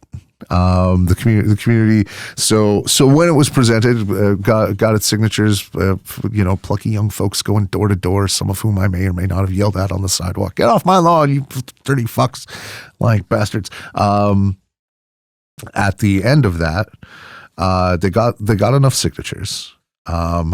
but it wasn't doing well because of these poison pills, because of all these obvious problems. So that's about the time that I got personally involved. It was rabble rousing and an open letter was put out by I think it started with Susan Seaman and quickly got on with Tom Wheeler and the environmental crowd and the housing authority crowd and the transportation crowd, and a lot of very active people snowballed into like a 300-person open letter. Signatories on this open letter, citizens from Eureka and around here, and that has become the campaign against this housing measure, right? So very grassroots, very like organically created, sort of just like catching up and balling up and getting all these people in a room talking to each other and actually like generating resources and information and what we can do about this. I mean, to get people to vote no, because it's a long, nuanced issue. We have to start way early, which is part of why the committee, the folks behind Housing for All sued to try and make the city get a special ballot for the March primary election. The city doesn't have any primary election coming up. They wouldn't normally have a ballot. When you put a ballot initiative out, it goes on the next normally scheduled election ballot. They wanted to be special snowflakes and get it in on March because it takes a long time for people to soak in these nuanced issues. And there's other planning things that are going on and moving forward that are going to create even more conflicts as things go on, because these projects are getting farther along. Other developments may get approved in, say, April between the primary ballot and election time, and so the earlier they could get this on the ballot, the sooner they could catch it before people, may you be in heaven before the devil knows you're dead. May you get your initiative passed before the voters have a chance to read it. That whole thing. So from there, opposition begins. All of these problems become, not well known, but loudly proclaimed by myself and others. The folks behind this are employing a couple of different consultant groups, one of which is out of San Diego, one of which I think is out of Vermont or New Hampshire. But they're putting together some fairly sophisticated focus testing and things you do for much larger campaigns than this, right? Texting surveys to large groups of voters, things like that. Like they paid their canvassers, all that, like things that you do for stuff that is way higher stakes than this, which is part of the mind-blowing part of this whole thing. Is just like the vast amount of resources that has been spent on such petty bullshit, but we'll get there. So through this rather sophisticated focus testing, of which I have screenshots of their questions, which is always good, fairly interesting. Like, I know what you're interested in knowing. Most of their questions, also whether do you support this? Do you not support this? Do you believe it when we say it? Like, that was included in a lot of the questions. Do you actually believe this? Did you buy this lie? But the problem with the Jacob School site in their focus testing was almost certainly identified as the single giant house fire in the middle of their match factory. And so they had no option but to take action. Now let's talk about shady land swaps. All right, so the next act of this play, because Jacoby site was not actually subject to the provisions they put in their initiative, nobody was buying it. So if that got sold to CHP, it would be a similar problem.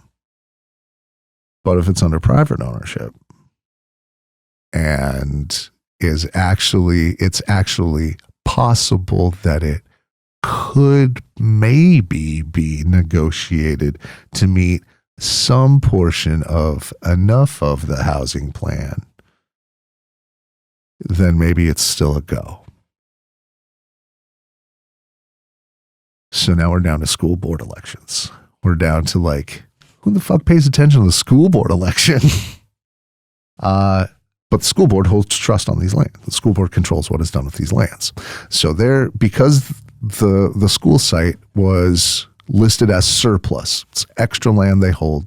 There's a process they have to go through to like offer it to state and other municipal agencies before it can be considered for sale. But sale is not the same thing as a land swap. The school board can land swap anything they want at any time they want for any reason they want with almost no public oversight. And by almost no, I mean 2 days before your school board meeting agenda is posted, an LLC can be formed with $6 million and one shitty bungalow in its portfolio to then have Fred Van Vliek, the superintendent, propose in a closed-door meeting to the school board a $6 million plus one shitty bungalow land swap that you can then take to the voters as fait accompli. You get to the school board meeting, or you get to the meeting after the closed meeting, post a copy of the agreement, lay it out for the voters, and then vote unanimously on it with 3 minutes of public comment. The things you can do with money. You could do that. Which again, just the stunning amount of resources spent on something so fucking petty as keeping your goddamn parking lot. But okay, so I mean, it's not like they get a paid parking lot. This is a money generator for anybody. Anyway, so that LLC, the way LLC laws are, it's going to be a long time before any actual like person who's involved with that will have to be made public. Here are things that would not shock me. A loan to some combination of people in the orbit of Rob Arkley, John Fullerton, Michelle Constantine, Michael Mullen, the authors and folks behind this, some combination of folks in their orbit getting a loan for $6 million plus one shitty bungalow that they paid double for, which I think was probably to get over a threshold in the land swap limits. Was given a loan by Security National Bank to create a shady LLC 2 days before a school board meeting to slide in a land swap without public oversight to make their lie more true. And so by being under private ownership, it's now theoretically in play. Now it is subject to zoning regulations and theoretically in play, but not actually, because the zoning regulations that it's subjected to don't fucking exist. It's high density zone. Like there's the zoning designation is not a zoning designation. We would have to have a whole new designation written up, which is not a quick process, to define what is high density residential and what limits are placed on it. How tall can it be? How much can it fuck the neighbor's view shed? Like what can it do? And again, like none of that's going to be done in time for my 10-year-old child to apply to College of the Redwoods or HSU, or, maybe get a scholarship somewhere nice. Not that these aren't nice. And move out of the goddamn house, but live close enough that I can visit him, right? He can't, go live next to his job at the whatever store in downtown Old Town or the Foundry down there. Like, this is our whole housing market for the whole city, not just these two sites, spiked for 10 years. Like, that's my projection at the least. There's not like a time limit, like, and after 10 years, you're fine. So what happens in the meantime with our housing? Builder's remedy and buy right, all of which are done without public oversight, right? That's what happens when two government entities are in conflict with themselves over a piece of land you own. You get builder's remedy, which means I can do what the fuck I want. Within some, and there are housing restrictions, are housing requirements built in there, like 20%. But of the 8.3 acres on the Jacob School site, 40%, 20%, neither of these offset the housing plans that would come out there in Old Town, nor do they have like the other infrastructure and public services available in that neighborhood to support that influx. Like, we don't have the public transit facilities there. We don't, like, it's far enough away that from things like Winco, other grocery stores, things like that, food sources, gas sources, other things that when you create a large, dense residential structure, you have to make adjustments to infrastructure planning. Traffic planning. Do we have to have stop signs at all these streets now that they're going to become more busy with it? Do we have to widen any streets? These are things that go into urban planning. All those details that are so boring that you have to pay somebody to give a shit. With these units, what are we talking? Single family units, 2-bedroom, 1-baths, studio apartments? That's not defined in the initiative, but high density residential probably means multi-person, at least multi-family residence. So we're talking block apartments, basically what we're talking. What about for the plans that are currently in place for Old Town?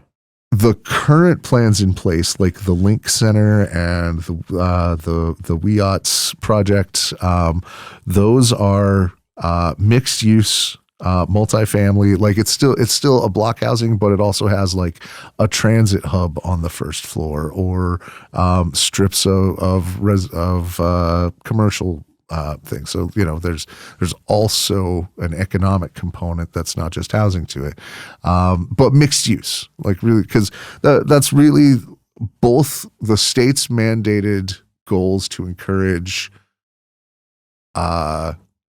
localities to develop, but also our own stated goals as Eurekans is infill in those areas, make the places more of what they are. Right, we want our commercial districts to have more commerce in them. We don't want that to spread out. Right, we don't want sprawl. We want centers. Right, transit centers, commercial centers, and we can create some as we go, as they're needed. Right, if Old Town was chock full, then absolutely do something with the Jacob site. In fact, now that it's under private ownership, do something with the Jacob site now, but it doesn't have to be one or the other. And one of them definitely doesn't have to light our entire decades worth of ability to get housing funding on fire. Like, we don't have to light that up. We don't have to burn that whole thing down in order to also get some other housing. Right. But what does the housing look like? So multifamily for those 6 in plan development, how many units are we talking? So I believe, so some of them aren't planned that far ahead, like to get down to the nitty-gritty units. Some of them are just like in talks with developers. So, but I believe there's like, between 30 and 40 people that are planned at the WIOT Center that could be housed, like in those units, depending on family size and density. But between 50 and 100 people at most of these places. So potentially, we're talking maybe 500-600 potentially across all 6. Yeah, something like that. I mean, because there's also limits on how tall the buildings are able to get, and other limits. Like how big different facilities and ADA accommodations and hallways and things like that have to be. Like, I'd have to know a lot more civil engineering to give a solid number in there. But yeah, in the like 500 to 500 range, I think is reasonable to assume. You said earlier that parking is currently artificially inflated down there. But if you introduce that many people, then you are going to have a significant parking problem, especially if you're removing parking lots in place of these places. If we remove 6 out of 15 parking lots, that makes the other parking lots more useful. Yeah, but you're not just removing the parking lot, you're introducing hundreds of more people on top of that. You're not wrong.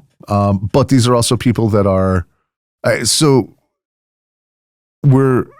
there's no reason that there would be no parking built into these places. But what does that look like if it's not a base level parking structure? You have a little carve out on one side, depending on the side of the lot. You have a little roof covered garage that, one lane of parking on one side and then the building on the other side of the lot. But you wouldn't be able to accommodate enough for the people living there with those structures. If you only have 8 to 10 units, yeah, 8 to 10 parking spaces out of something that currently has 20 to 50 parking spaces, yeah, and still build a building there. But what if no problem?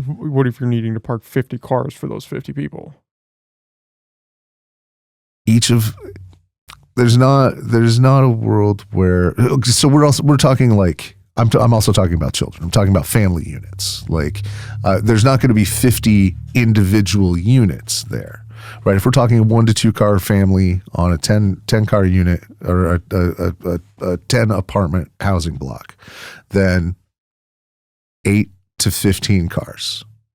So that's not unreasonable when the lot you're building on used to have 30, 40 lots. Now keep in mind, like, these are lots that are so unused that they couldn't pay for themselves. They couldn't pay for the maintenance on the parking meters. All those parking meters are shut down because the amount that was made by people parking there was not worth going and collecting the money. We weren't making enough money to make the money, right? Parking in those lots is so empty that is like, could not even pay for the parking meters to get emptied. Are those side street parkings or these alternative parking sites? These are those in plan, or these are just theoretical that they could build if they felt? I mean, I don't know what necessary. You can show to your viewers, but here, I've got a map here. This is in the report. It's a top down area map, but you can see like kind of what they are and where they're spread out. That's the staff report that's included in. I mean, these are like, it's the behind Lost Coast Brewery. That large parking lot is one of, I believe, one of them that's listed for development, and also indicative of kind of the size we're talking about, right? So it'd be real easy to put 10 parking lots and a 5-story, 4-story apartment. But are they talking about doing the parking lots? They are. But I mean, like they're in the plans. This is something that they're concretely going to add if they build out these apartments. Or this is an after effect. It's not a requirement. It is something that a wise developer does. If they wanted to. Right. It's not that it's not listed in any ordinance or any zoning thing or anything but this initiative that you absolutely must dedicate the whole ground floor or X amount of square footage or X number of parking lots, or even just like, it really doesn't even say you have to offset it, right? Which is, I mean, how much government oversight do you need if like here's what you do with your land, but you have to put parking lots on it. Yeah, but land developers aren't notorious for doing the right thing the first time.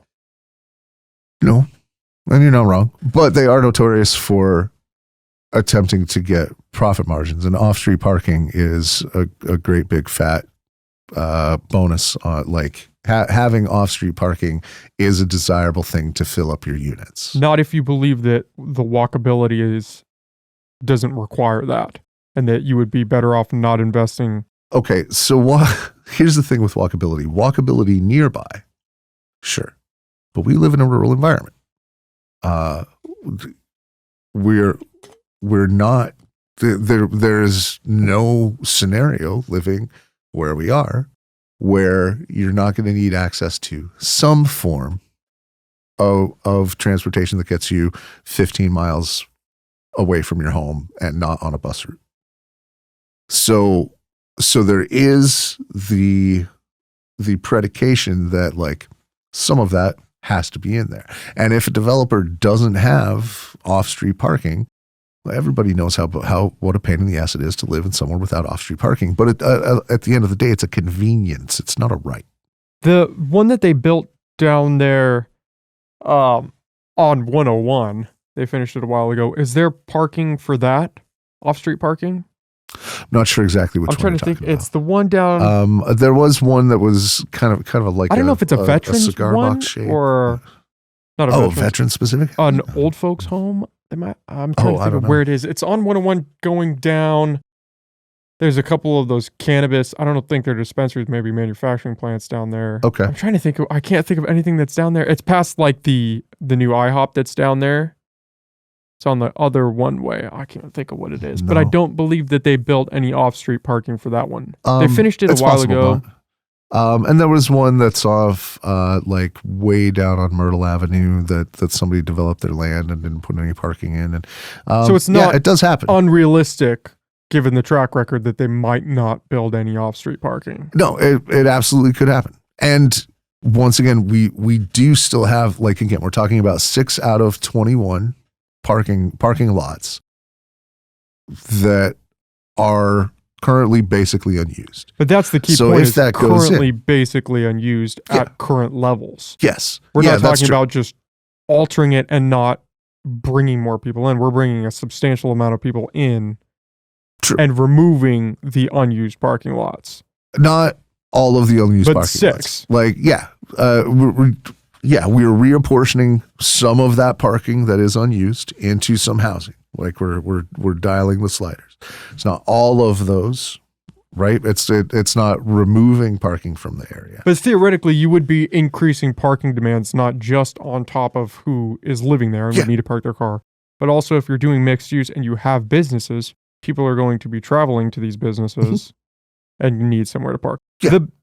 There is a balance to be struck, but once again, we're at 40% saturation currently. Like over the course of over a 6-year study, like 6 years of observation, 40% full, right? Over all of those lots, right? So if we take a bunch of them that are barely full at all, cut them out of the mix, and fill others, then we're efficiently using other city land while lowering our housing rates. Like, because at the end of the day, like, we absolutely need housing. 100%, there is no question about that. Between homelessness, housing affordability, wage income gap, all of the things for which housing is a key component and variable, it absolutely has to come down. What are the breakdowns on pricing for these?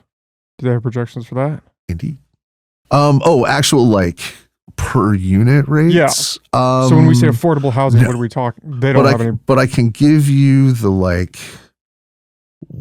I mean, we're not talking like Section 8 housing, are we? No.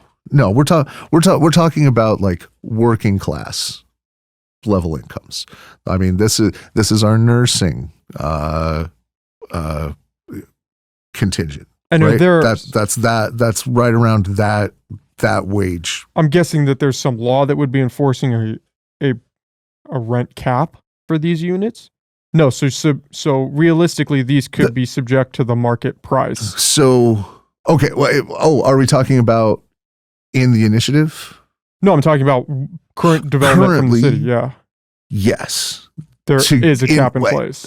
There's not a cap in place. There's a string on some money to get funding to offset building costs, basically to make a public-private partnership to develop this. The city and various public entities have access to grant funding, federal funding, state funding that has strings attached to it. You have to pay a fair wage on your construction. You have to have ADA compliance. But no strings attached for rental price, per unit price. That's where that's where we get into the affordability cap. You absolutely, like, it must conform with several of the funding sources. It must conform with affordability as per median income in the area, within certain ranges. So we're not going to be talking about out and out gentrification, right? We're not going to be talking about like the San Francisco problem. Some of those policies are put into place to counteract the Oakland to San Francisco problem. That whole like, oh, let's just skyrocket all the rents. And I will say that the city and county are also doing things on housing prices, like with their short-term rentals, things like that. Other things that have artificially inflated housing prices. But so there are some controls on how much you can charge and still be eligible for the money from these partnerships. And that's going to be a percentage of the median income in the area. And that's going to have to do with our median income. A projection on what that will look like? Well, I have a table right here that so. And I'm assuming normally with these funding elements where it's split like that, there's a time cap on that. So after 30 years, these restrictions are no longer in place, or after 20 years or 50, is that in play as well here?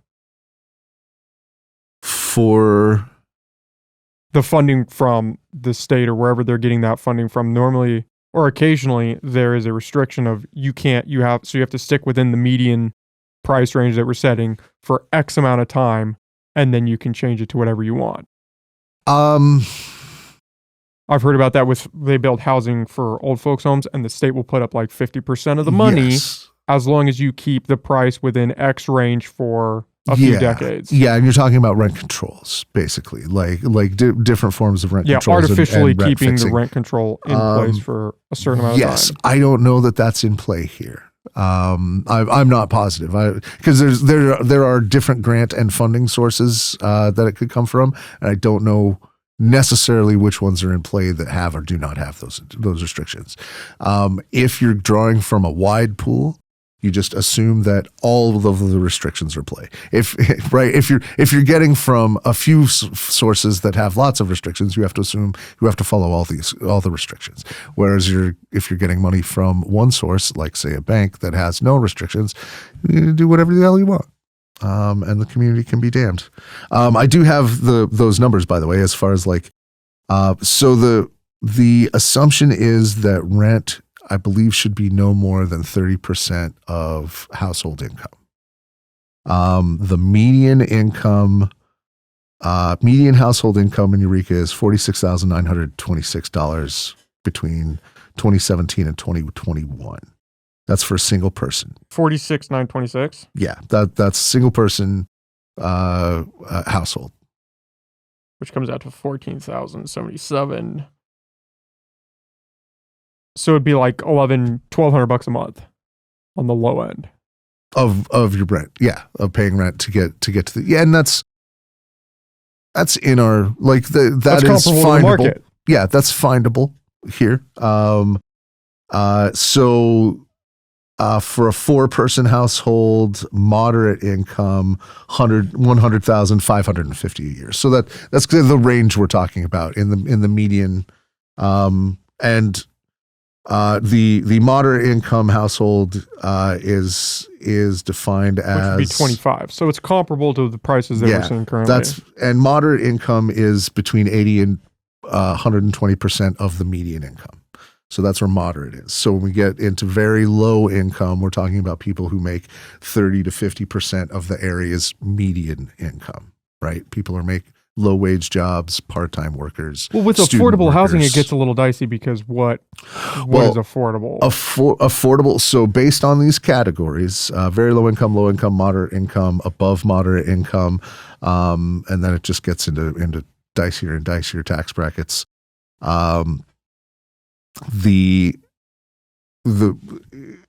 The housing element plan has to show how it's going to accommodate for growth in all of these categories, right? So we have to assume that there is going to be some growth in the moderate middle class. We have to assume that there is going to be growth in the very low income class, right? So we don't have that many rich people. We'd like to assume that maybe we can make some millionaires, but not if we screw up our cannabis industry or whatever. But the element has to have the projections for how much we plan to grow,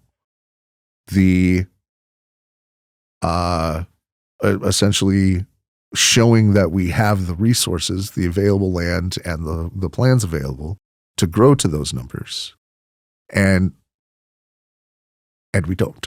Like in all of those categories, especially if we just struck the numbers out.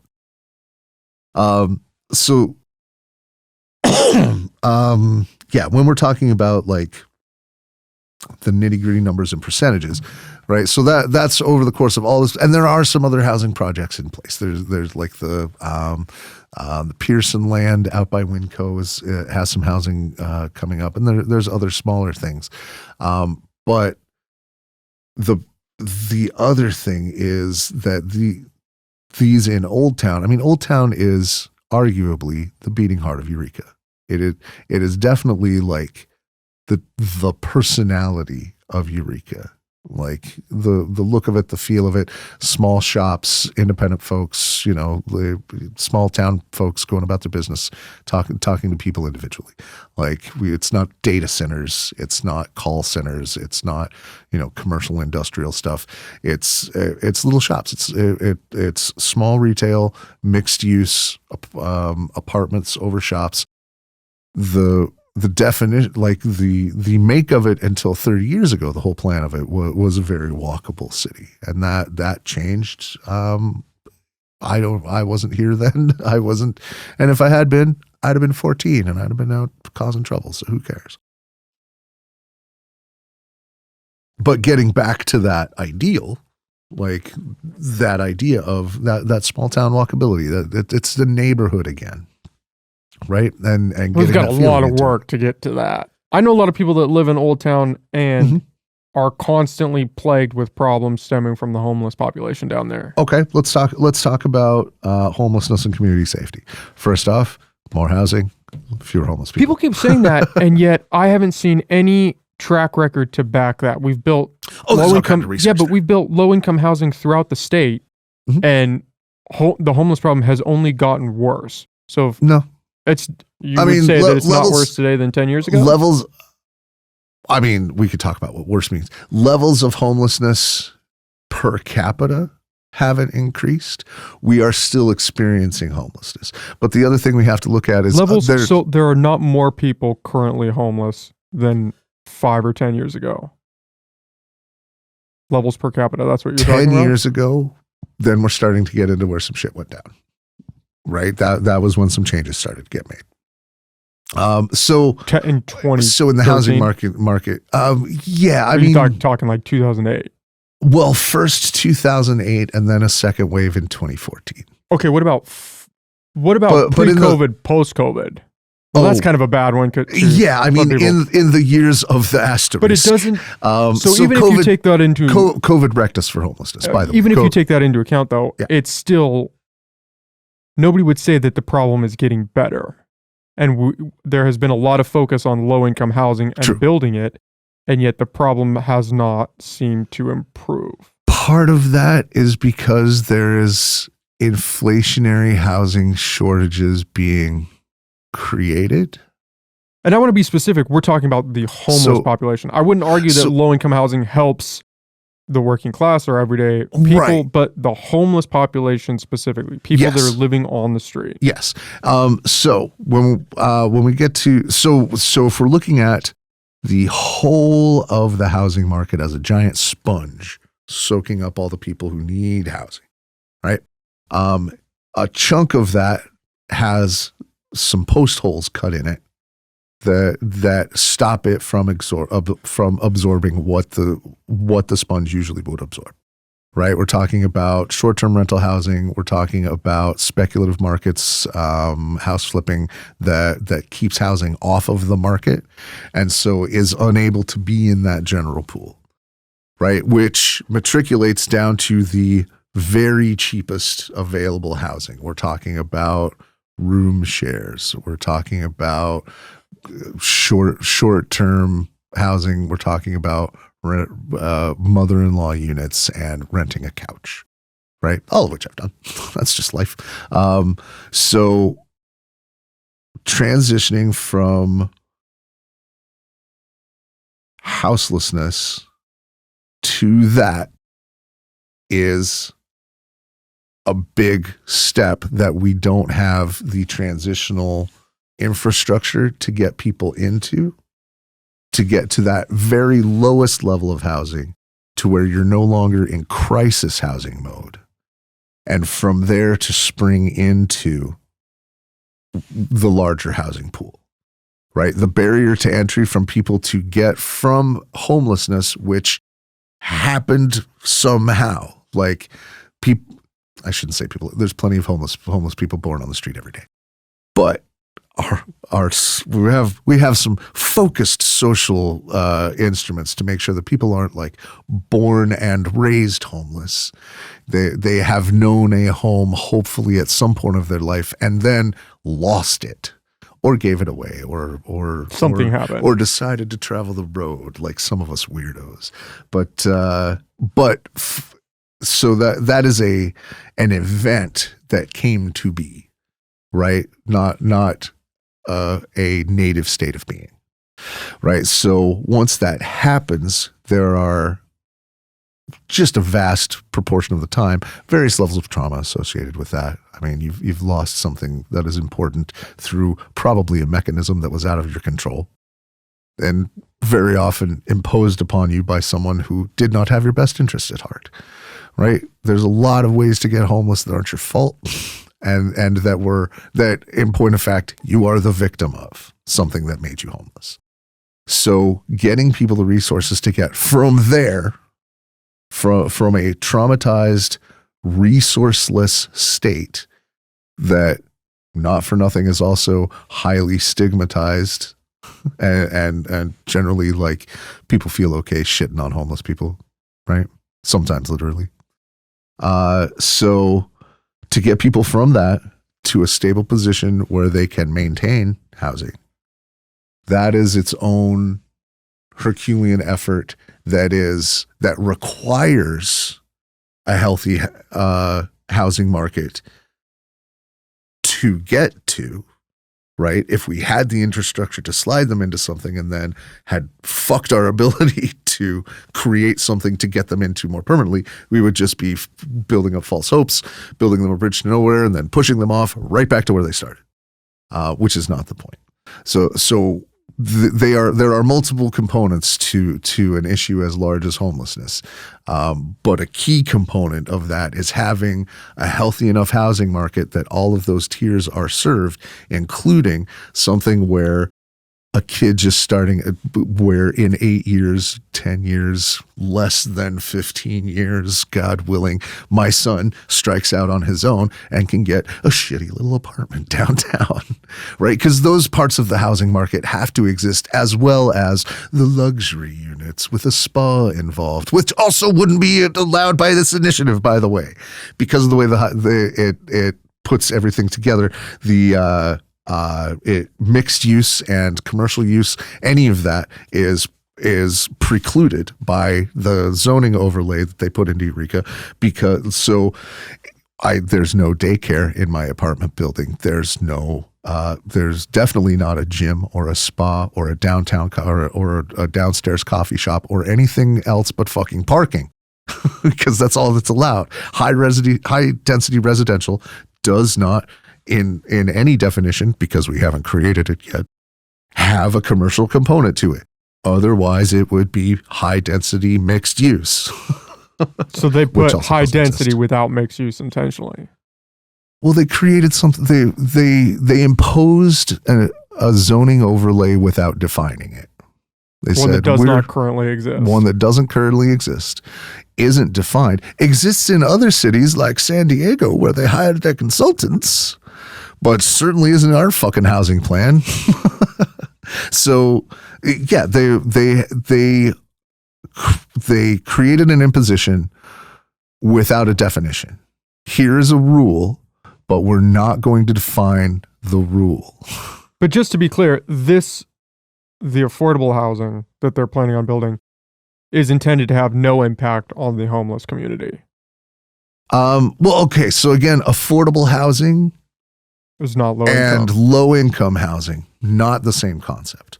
Affordable just means that it is in line with the income levels that we see in Humboldt County. So high moderate affordable housing has its own number, 100,000, which is not affordable for everybody, but it is affordable if you are in that income bracket. Right? So that's what affordable means. It doesn't mean Section 8. It doesn't mean trap houses. It doesn't mean a squire's slum.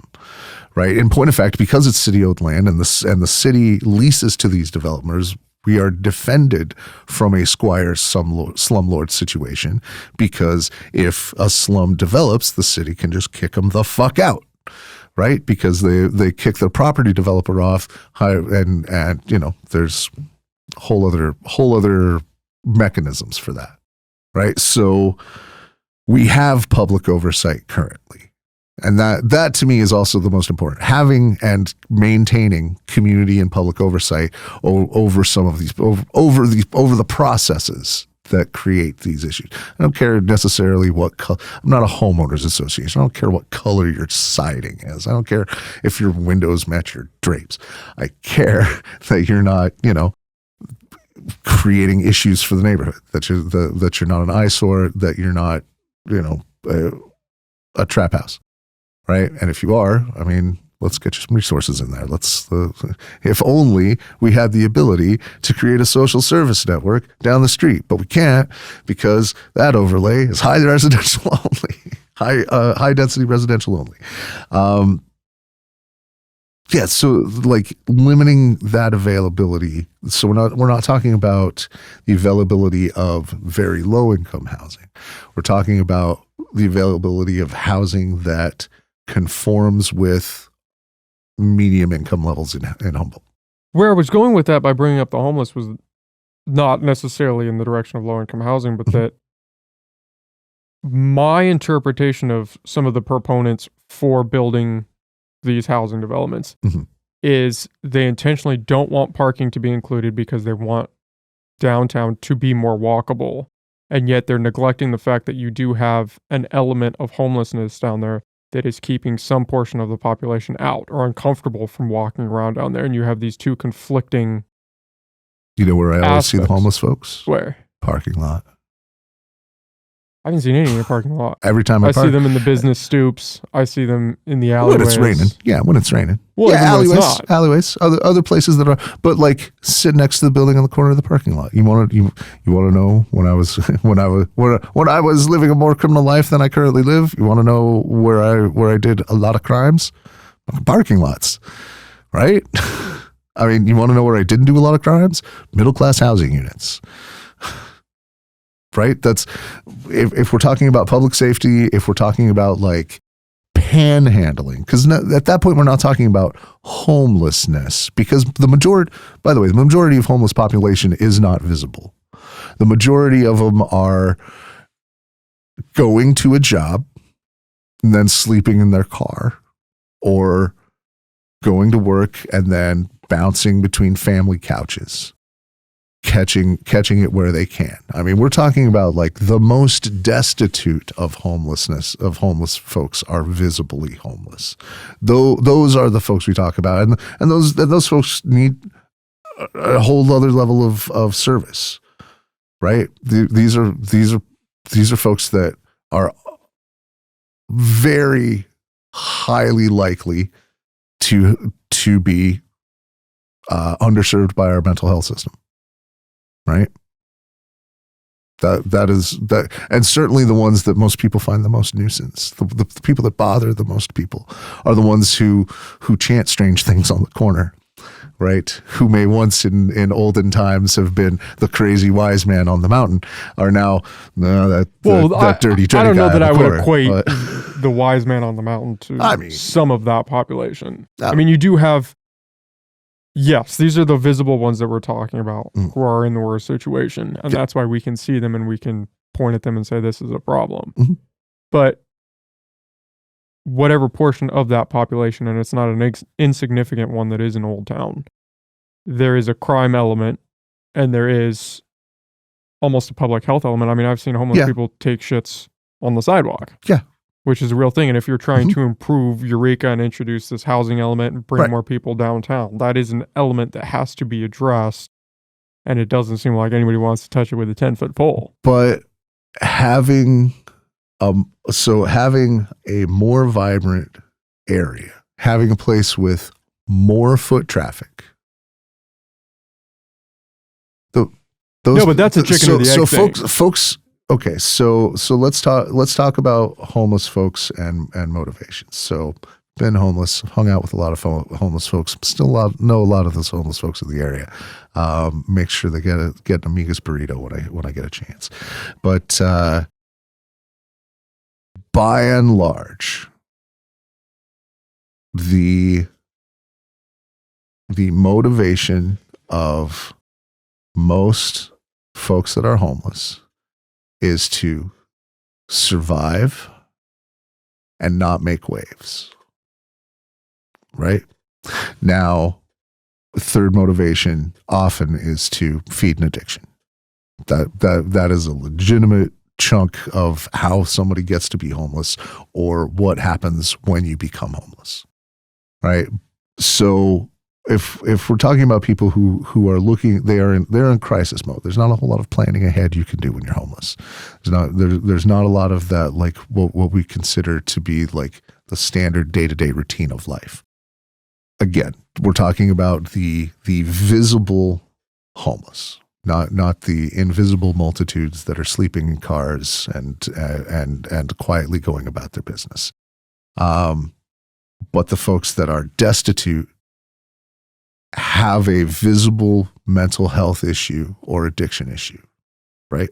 Because that is percentage-wise very small group of people, right? What we're talking about is maybe 30 to 40 people in Old Town, right? Because it's the same set of people that keep causing these issues, right? They're sort of a rotating crop, and the homeless folks down there know them. And they try to take care of them as much as they can, because nobody else takes care of those people, right? Right. Homeless folks take care of themselves.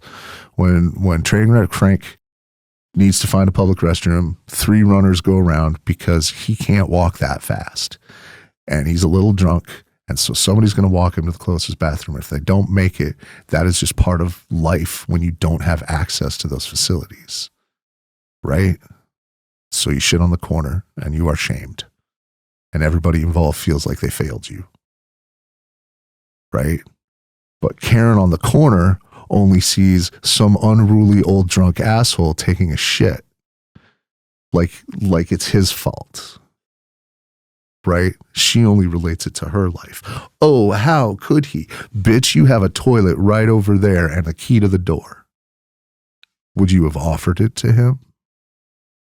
Most of them will say no. So, I mean, what is the actual problem with that? Yeah, but and that's it's not the housing market. It's definitely not the housing market. I agree with you there.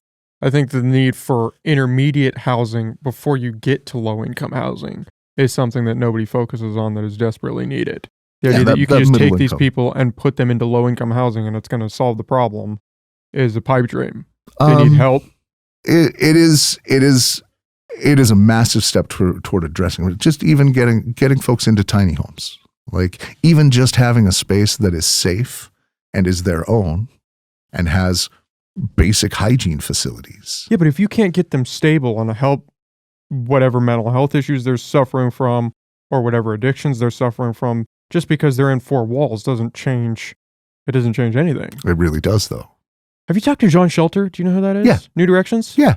He's Before and after I was homeless. I did a lot of work at the, before it was New Directions, the place by the bus stop, the Endeavor. Oh. Yeah, long time ago. He's the one that turned me on to that intermediate housing. Mm-hmm. He's a big proponent, not low income, but something before that. Yeah, transitional housing, it's often referred to as, or like some kind of step into there. Yeah, just taking like a wide open area and turning that into some encampment that you can help these people. That's what I'm talking about. A space of it doesn't, you're right, it doesn't have to be walls, right? Which is why even tent encampments provide a level of springboard, which we keep clearing out. But just a space that is your own, where you can have privacy, right? Something people don't think of as a luxury until they don't have it.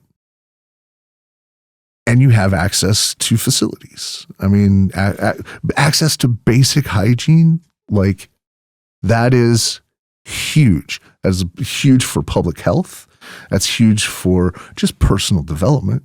That's huge for employability, right? If somebody can shower and shave every day, they can go apply for jobs now. They don't have to wait until the swimming pool is open.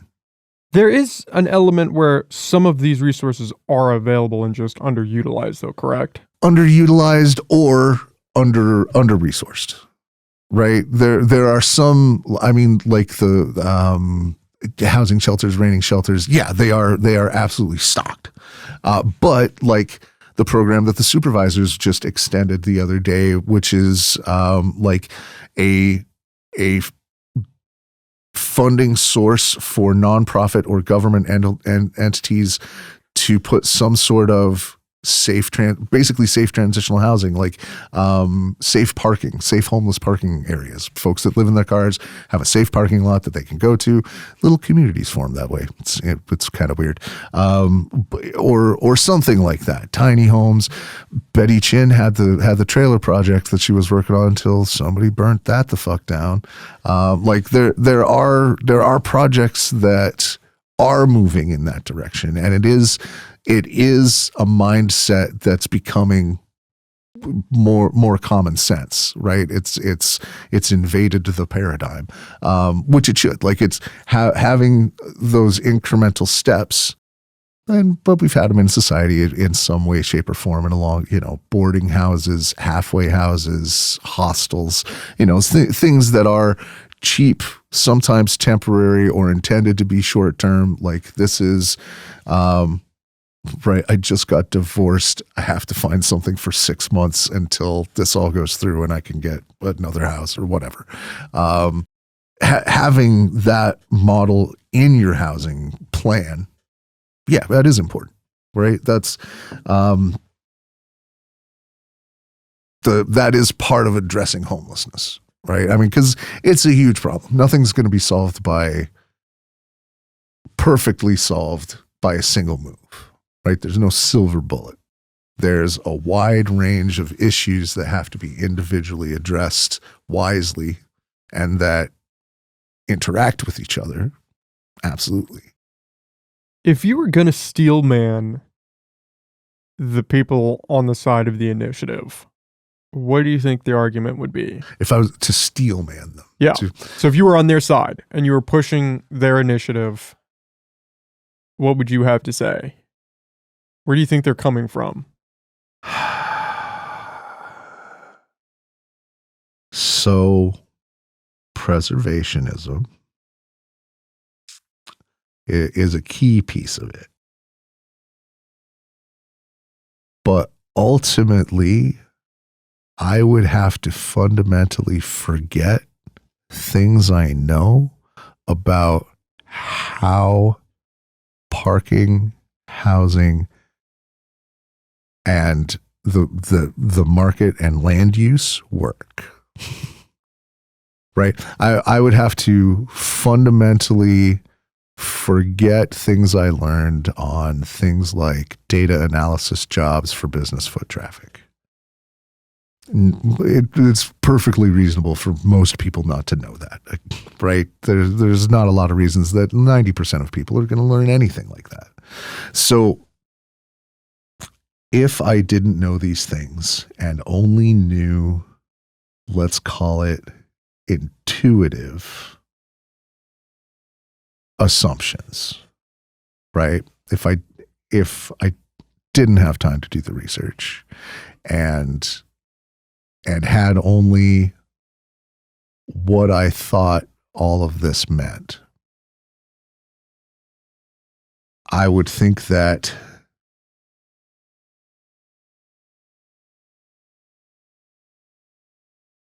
some of it's very difficult because I just don't have that hard a time finding parking in Old Town. But thinking that this is somehow taking something away from me personally. And again, this has been such a long-running issue that it has become personal for several people on that side.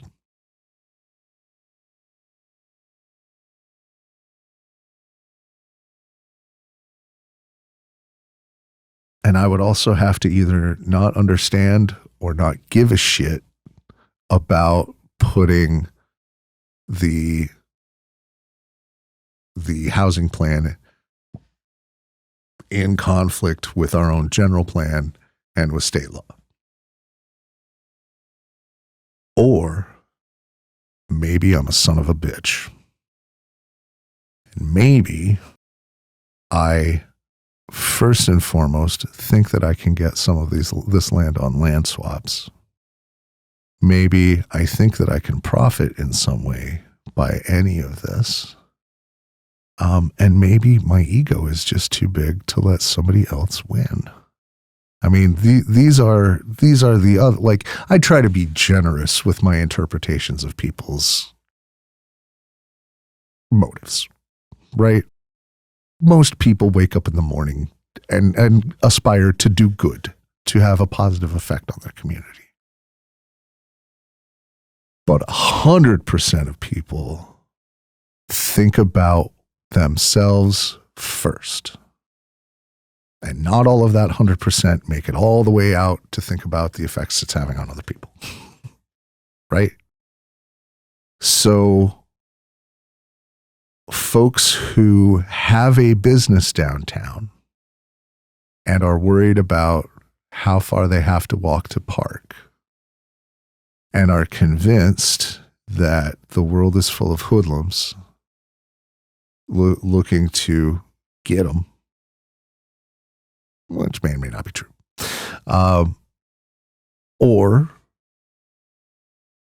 are worried about the sort of people that are going to move into these housing units, right? That's another thing that could become a consideration, right? Am I the sort of person who, because we're not talking about a small effect here, right? We're talking about years, maybe a decade, maybe more, of conflict in our housing market. But maybe, okay, so one thing that's built, that is written in is that maybe I already own a bunch of housing, of land here, and I don't want to have to go through a bunch of rigmarole when it's time for me to build on it. And maybe if those two elements are already at odds and builder's remedy is in place, not just for the areas involved, like the Jacobs site now, or other parts of Old Town, but for the entire city of Eureka. I mean, maybe I'm going to make a bunch of money and I don't give a fuck. Maybe.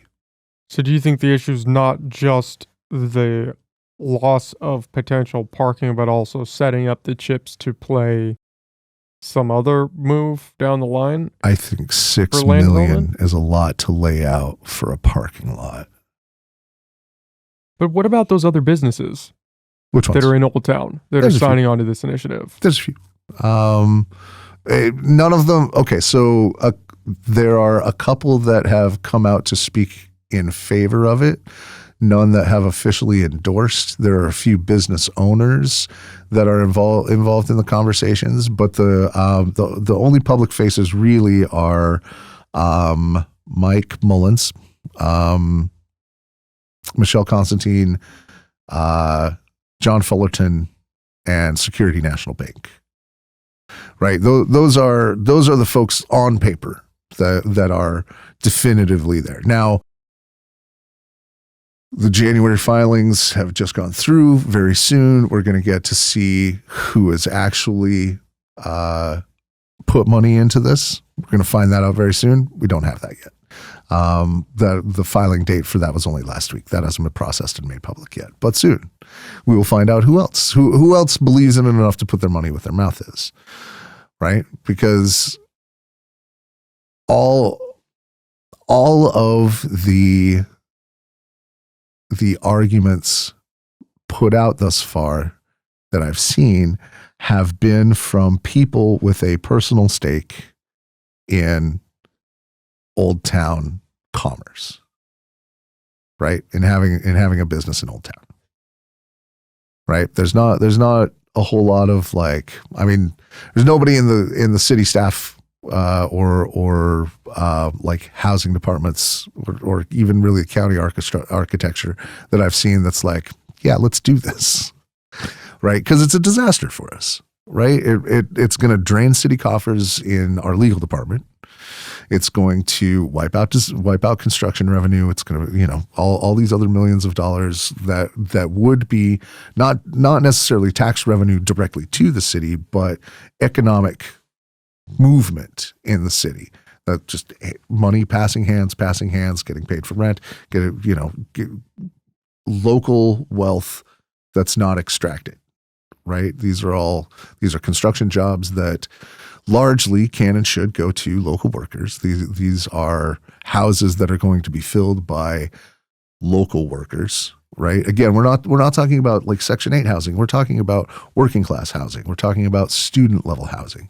We're talking about where's a carpenter going to live? Where's a nurse going to live? Where's a teacher going to live? Right? Old Town's great for that, right? Especially student housing, right? Lot to do. But student housing, then that's going to imply that we're going to need some parking. It seems like for me, assuming there's no public transit. But if you're living in Eureka and you're going to HSU or CR, you're probably going to want a car. Otherwise, CR has its own dedicated public transit. I believe HSU has some through RTA. But yeah, there's that is part of the concern. And who knows, student population might not be where that lands. I know a lot of students that don't want to live in Eureka because they think it's so trashy downtown. It has a reputation. It seems to me that the simplest solution for all of this is to just for the city to have a stipulation or to dedicate some form of parking that is going to be lost by building these. But again, there's no reason to preserve a level of parking at 40%. Okay, but what are the projections that parking demands are going to increase by having more people living downtown?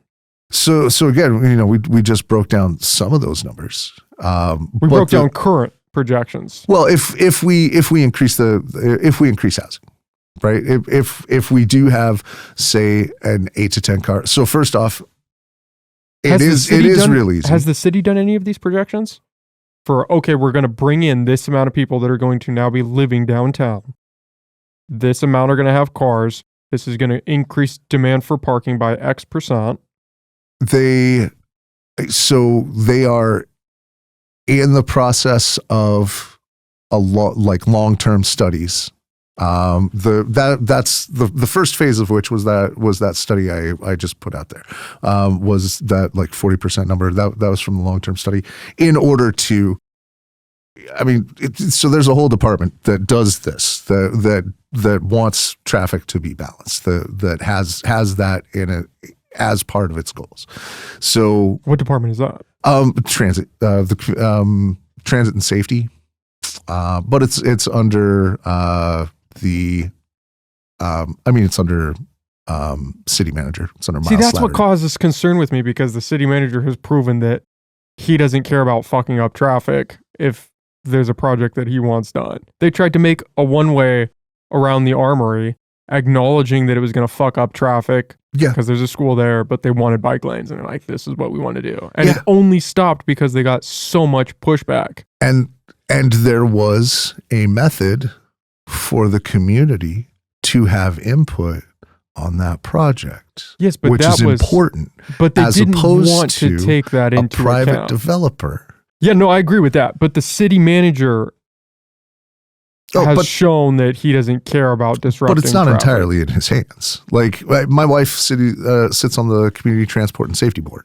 That an appointed body meets, God, I think every month, and sits down and reviews these plans, sits down with the public, takes public comment, makes recommendation to city staff and city council. Like there are mechanisms by which people have access to voice their opinion, have their concerns heard, which would be removed by this initiative, right? Because now we're talking about builder's remedy and by right, which does not have those components in place. There would be no way so right now, all of these developments are subject to public input, right? So if the community says there's not enough parking where you're putting this specific housing project on this specific piece, we'd like you to reserve this strip so that my housing parking, which is on street, across the street, isn't impacted. There's a mechanism for that to happen, right? And whether you feel like you're not heard usually determines has a lot to do about whether it broke your way. And for these people, so far it hasn't, right? Because housing, the needs for housing are so important, right? Because the level of necessity for housing is an outweighing consideration. I don't dispute the idea that we need housing. Yeah. Nobody does. And I don't dispute that it sounds like there's some fuckery that's been attached to this initiative to block some stuff and gum up the works. Yeah. I mean, and at the beginning, that is what always draws me to something, is if somebody's fucking around, they need to find out. But again, it sounds like the easiest solution would be to apply some form of parking to mediate the issues. And the systems for that exist, right? What I'm saying they is exist, that but they have not. There's no intention of applying them. No, I mean, is there a one-way street around the Armory? Like, I live a block from there. They left the option open to still implement it. Yeah, they didn't shut it down and say, "Oh, people have spoken, and there's a pretty significant amount of people that are not happy with us doing this. We're not going to do it." They said, "Okay, we're going to continue to deliberate about it." Because they still have the same problem that they need to solve, and that is the bottleneck at Walnut that is because of a recently approved housing development by the ballparks there that had some fuckery attached to it. Right? They are attempting to, as you say, plan for that future impact. No, but that project was not to mediate traffic in any way. It was, they came out and acknowledged that if we do this, it is going to severely fuck up traffic and make it significantly worse. They realized that. They knew it going into it. Well, they knew there was going to be an initial impact. Part of the problem was they did their initial testing outside the school season, and there's a school right there which was dumb. That completely fucks it. Yeah, no, it was a flawed implementation. Sure. Absolutely. Do I trust a developer to do it better? No. Right? Ultimately, yeah, government mechanisms are what they are, but they are transparent and they are at least have the ability to be approached by anybody with an opinion. Right? I think my hang up is, maybe because I've done no research prior to talking to you, because I was like, I'm going to get... It's okay, devil's advocate. Yeah, I'm going to get all of it today. That's what you're drinking gin too? Great. That's what I'm here for. That's what the gin's for. Why not just have some parking? That just doesn't seem like that crazy of a concept to me. We do, and under current projections, it is underutilized. But bringing in 600 people is that's a significant amount. That's not in one day, though. I would be interested to know what Arts Alive looks like, because parking gets hectic. Right. That's not in a single day or even a single year. Like this is over a course of several years that these development. Like we only have, so the We Out one is the furthest along, and I think they're projected to break ground this year. The Link Center is maybe 18 months, 2 years out. Like this isn't going to be like, and tomorrow, poof, 600 people. And we just have to. Yeah, it's a slow moving bullet, but it's still aimed at your head. So you're going to have to address it eventually. Yeah, but at least you know which way you can brake. We find out where is the parking pressure? Like which ones of these? Because like the We Out Center absolutely has parking built into it. See, that's my problem. I don't have faith in our officials to address the problem. Well, then as it presents itself, don't let them do their work in the dark. Don't let them get away with anything. Right? Absolutely keep eyes on the ball, get involved, stay involved, be involved. I tell people that all the time. Yeah. I mean, if you don't trust, then you must absolutely watch. So why not just implement something as a foresight and say, okay, we're going to have maybe not an equal number of parking spots that we're displacing, but we're going to have some parking to offset this. Because why leave it up to the developers? Why not add it as a stipulation to the lease? Well, so currently it's not up to the developers. I thought you said that it would be up to them. It would be if this initiative passes. It would be up to them. We don't have we don't have input. No. If the city, so under the city's current plan, it's up to the developers if they want to add off street. No. The city owns the land, so you and I are their landlords, right? The property management company is City Hall, and the developer is our tenant. I thought we just had a conversation about how the developer can decide, and it might be beneficial for them for property value if they did add off-street parking or a little covered section where people could park. Did I misread that? It's not, okay, so it's not required that happen, right? But who gets to decide if that's built or not? The city? It would be parcel by parcel. It would be site by site. But the city has the ultimate decision on whether that's built or not. The city has an ultimate decision on whether a project goes through because it is the landowner. So that decision is not up to the developer if they want to add that onto their plan.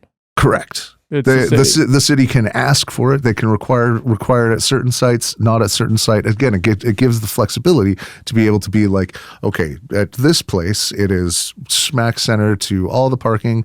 We've already wiped out 2 parking lots next to it. We must maintain X number of spaces. So why not just say fuck you to the initiative and have the city say, we're going to stipulate we want some additional parking in whatever form that takes. They have. Oh, the city wants to do that. Yeah, the city doesn't want to wipe out all the parking. Like nobody, not a single person has actually said that should happen. What has happened is the people that are pushing this initiative has said that the greenies want to take away your cars, right? That's propaganda. That's not policy. But I've heard that from people that are anti this initiative and pro building the housing, that they don't want parking, and it's good that we don't have that because the city needs to be more walkable and we need public transport to be the focus. So on the current map, what we don't need is highly fragmented parking, right? What we don't need are small piecemeal parking spots that are always 2 blocks away from everywhere, from wherever you want to be, and fragment the land use for the rest of it. That's what we talk about when we talk about infill. So a multi-story unit can have parking, can have a transit hub, can have all of these things, and it's not flat, and it's not flat and empty, right? It can add character to a neighborhood. It can create services and infrastructure in the neighborhood without soaking up other resources. Right. I mean, right now with the flexibility that currently exists, with the ability to adapt situation to situation, I like that. I mean, as a consultant, as a strategy consultant, that is what I like to build that in. Agile businesses, it's important. Like if something changes, you have to be able to change with it, and it is the supple reed that bends and does not break, right? As opposed to cookie cutter, high density residential ground floor parking, end of list, as this initiative is putting out. Right? There's no flexibility there. There's no public oversight. There is a one-to-one preservation of an already overabundant resource, which is parking spaces, right? And without any actual like further public benefit. No transit places, no transit hubs, no public services, no services for people that live in the building, no childcare, no gym, no coffee shop, none of that. Yeah, the no parking, gym is crazy. What, yeah. Like, right? Because that's, I mean, I get the want for parking. I understand that aspect, but it feels like at what this. Cost? Yeah, it feels like this. Well, not even at what cost. It just feels like this direction that is trying to be taken to get there is. It makes a lot of sense in downtown San Diego. Well, I think it makes a lot of sense wherever you're building housing and people are going to be driving vehicles. I'm pretty sure there's laws, right? If you're building an apartment complex, don't you have to supply a certain allotment of parking for most developments? No. Not that I've seen actually like written in any kind of state law or ordinance or anything. I mean, there's a consideration for it, but there's not, again, parking is a convenience. It's not a right. It exists nowhere on Maslow's hierarchy of needs. It's somewhere above self-actualization. Isn't a right. I mean, if we're talking about rights. No, but having shelter isn't a right, obviously. Otherwise, we'd be violating the rights of every homeless person every day. Right?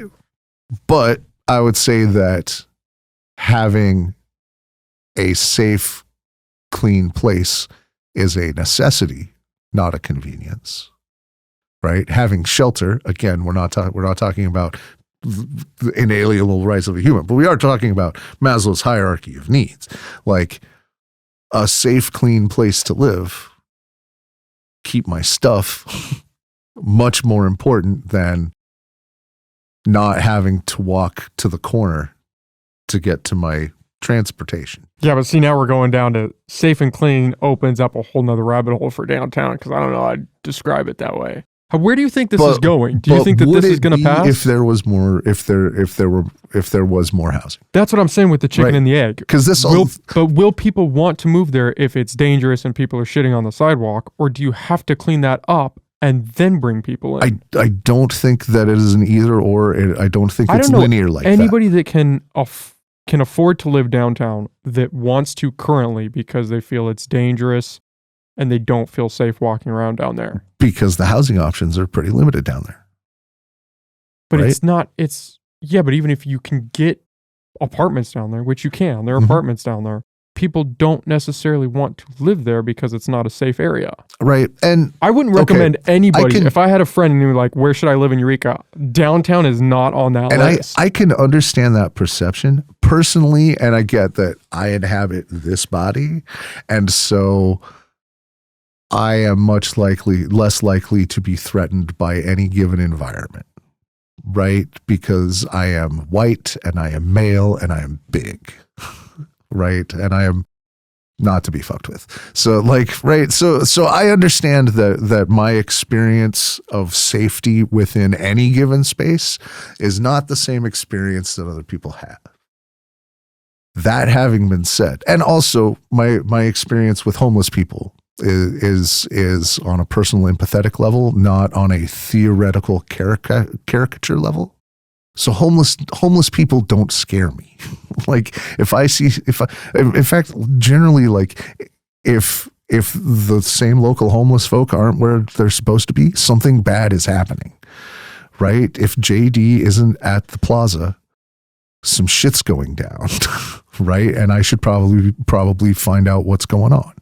Right, that kind of thing. Like when you treat them as people, they are just people. Some of them are people with problems, but we have uncles with problems and we love them anyway. And if we don't, well, we don't complain when we see them.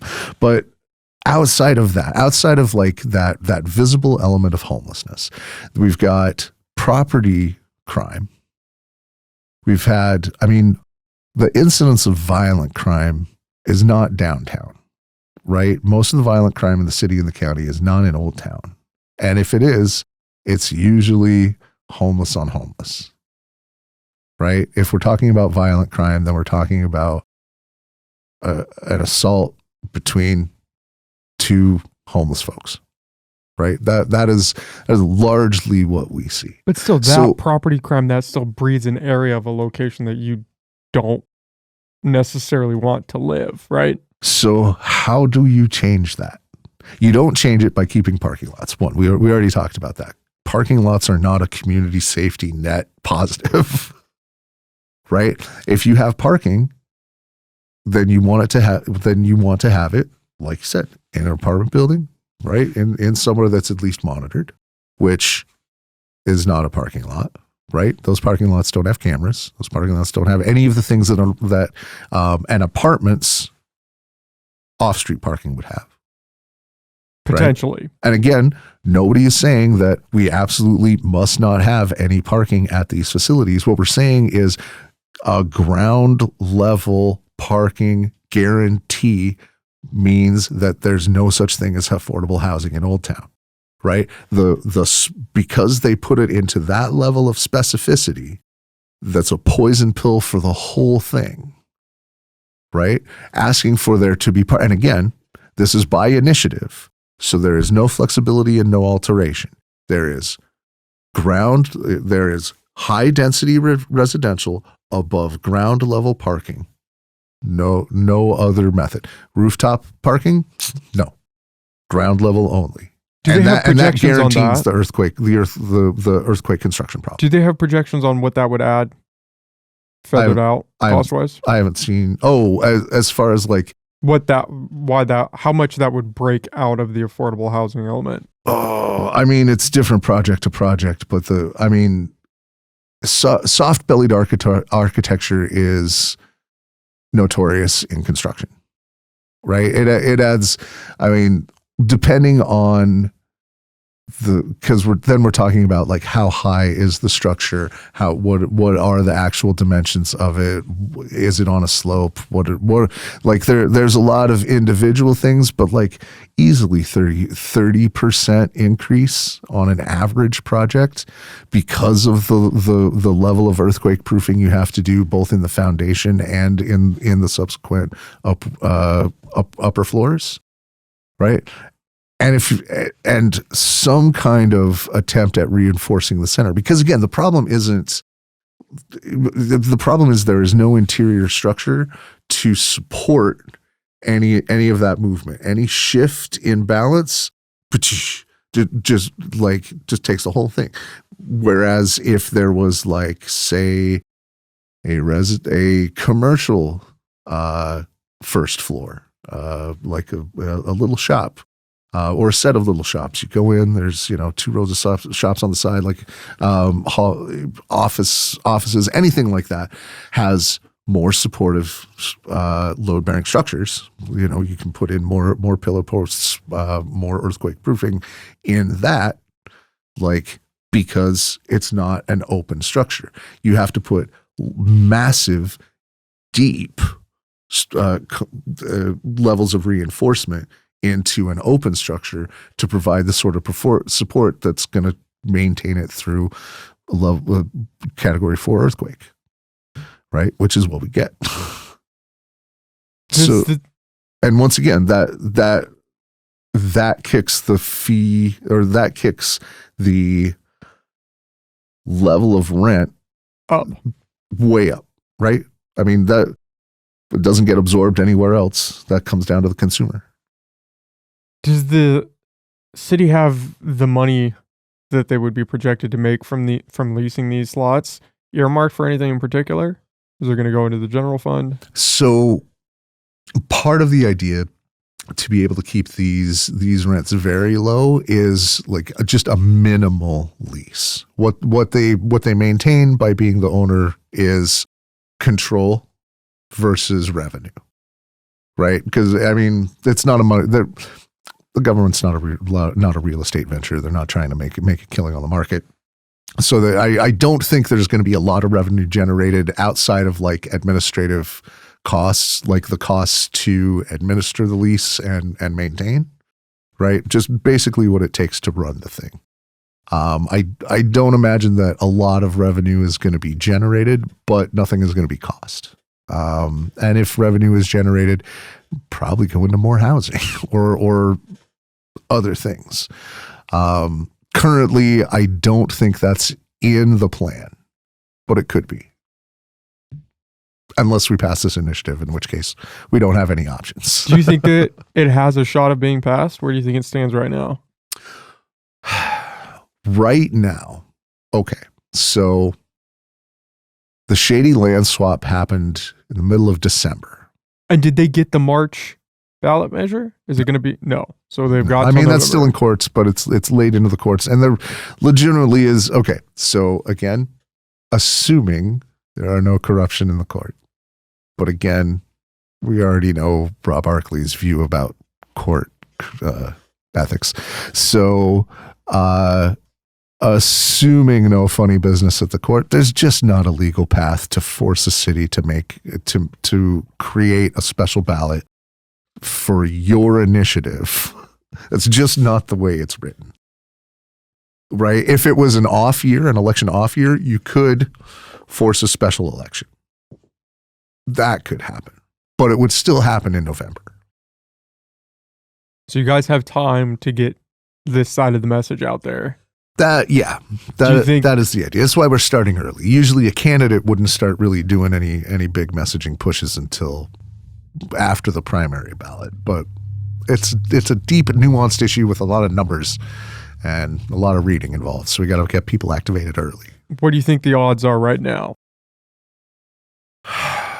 I'd put the odds 70-30 in Eureka's favor. That is against the initiative. Right now, it's a small cabal that if we do our job, and again, don't know if it got caught on camera. I'm the campaign manager for the no campaign on this, so take that with what it's worth. But if we do our job and get word out there and let people know like what this actually does to our housing element, like we can have debates about where we set the sliders on parking versus housing, as long as you and I, citizens of Eureka, have access to those sliders, right? If we lock the sliders in place through a ballot measure that we had no input on, like that's a different story. But getting that set up to have that flexibility, to have our ability to even have that debate and maybe find a viable third option, and then not to have to plow $50,000 into changing it, right? That I think is the most important part of keeping this out. Right? It's not about parking versus housing. It's not about the Greens taking your truck. It's not about imposing lifestyle changes or I mean, what it's really about is whether I, as a citizen, have the ability to give input on the future character of my city. And currently we do. And I want to keep that. But right? it's on the ballot now. It's on the ballot, right? We could be now looking at, we could decide for ourselves not to read below the headline, not to do the digging. And if we don't get educated and we don't educate our neighbors, right? Because if someone's heard this, they're probably already the sort of person who's looking for this information. What you need to do is sit your friend down for 3 hours or whatever, whatever our conversations end up being. Just sit them down, make them watch this shit, and say and look up these staff reports and documents that we're referencing and these maps that we're looking at, and actually do it. Because I mean, if you don't have 3 hours to maintain our ability to have housing, right? That it seems like such little tedious details, but in the grand scheme of things, I mean, this is how a town lives or dies. This is how the decisions 20 years ago are why the problems in Old Town that we're talking about exist, right? These are the long-term ramifications of what we consider to be small, boring, nuanced, tedious things. Like, oh, I checked a box once for that 20 years ago, and now I can't afford, my child can't afford to rent a house, to rent a one-bedroom apartment, to rent a studio apartment, right? Because these things don't happen all at once. Like it takes time for all of the cumulative effects to come up, right? The striking of the housing goal numbers has its own long-term set of resolutions that has to happen, that is separate from defining what a high-density residential zone is. That has that's its own whole process. So like each separate part of this spikes our housing plan in a different way, and each of those ways removes the ability for folks like you and I to actually have an impact on it moving forward. Right? Right. And again, just like the cannabis amendment, this was created without stakeholder input, without community input, without a public process, without anything passed. We wrote it, and now we're going to go convince people to sign it by hook or by crook, either by honest intent and poor execution in the case of Measure A, or, as I believe, by deceptive misrepresentation in the case of Housing for All. $6 million in a shitty bungalow. $6 million that they paid double for. That's 650,000 or something they put at the listed price of that fucking little bitches. But yeah, I mean that's the sort of thing. Like what? How personal must it be? Like, how tied to somebody's ego does it have to be to want to move that level of resources to push it forward? Right? I mean, like, time and effort, vast amounts of money. I mean, these are always the things that that get me looking sideways. It's not somebody put fucking $6 million in a shitty bungalow into trying to make that lie real. That's shady as shit, right? That's the sort of thing that even if I didn't already have my eye on this ball, that is exactly the sort of thing that would be like, I'm Newton. Wait just one fucking minute. Like, what's actually at play here? And even with my eye on the ball, like that move makes me wonder, like, is there money on the table here? Like, have I overlooked some level of shenaniganry and been over complimentary and over generous to the motivations of these folks? Like, I always have to think about that. Like, am I playing checkers here and they're playing chess? Am I not working on the same rule set as some of these folks? But yet, like, to make that level of move, what must be at stake? Is it as petty as ego? Let's run around to Tuluwat Island. Remember, we brought that up early. So, Tuluwat Island, you familiar with the history of the place? Refresh my memory. Oh God, I'm gonna need. Well, wait, this. I'm gonna have to get out of here. It's already 7:00. Holy man. shit! We've been here for a minute. We put in some time. Well, then at some point you need to do a whole episode on Tuluwat Island. So, okay, save this. We'll do another one. Right. We won't wait 2 years to do this next one. Damn, Skippy, we should do this more often. Yeah. Well, that's why I was gonna say I'm glad that we did this because I don't know how much of that information people actually knew. I didn't know about the $6 million in the bungalow. I didn't know about that swap. Nope. So hearing this, I really hadn't looked into this issue. That's why I was happy we got to sit down because I'm like, okay, what's going? I've been hearing about it, paid no attention to it because I've got other shit going on right now. But Right. I knew you would have some things to say.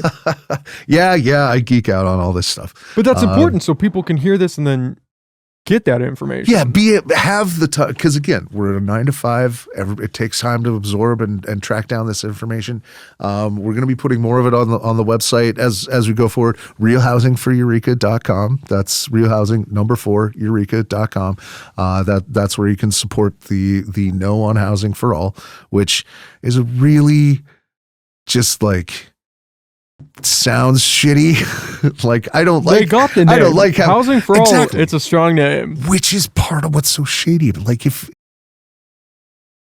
you worked really hard to be able to say yay for housing, right? To be able to put it on the title and not knowing what I and the consultants that they hired know about how human mentality works is just a level of deceptive manipulation that now has a $6 million and a shitty bungalow land swap behind it. Just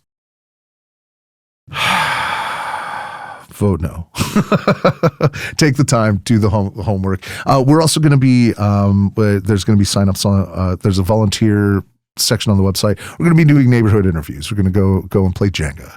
Going to go write questions about this initiative on Jenga blocks, and people can write their own initiative, and then we'll play Jenga and ask questions as the block comes out, and have a go. This is grassroots. This is community activism organizing. Talk to your neighbors. If when you do the research and you realize that I'm right, don't tell me because I already knew. Go tell your neighbor who doesn't know. And get out there. And if you think I'm full of shit, also tell your neighbor, but maybe less now loudly and less effectively because maybe I don't want your neighbor to vote that way. Okay, well, Thomas, thanks for doing this, man. This was a lot of fun. Damn, Skippy, it's 7:00. Let's get the hell out of here. Thanks for having me. Yeah, man. We'll do it again soon. Yeah. All right.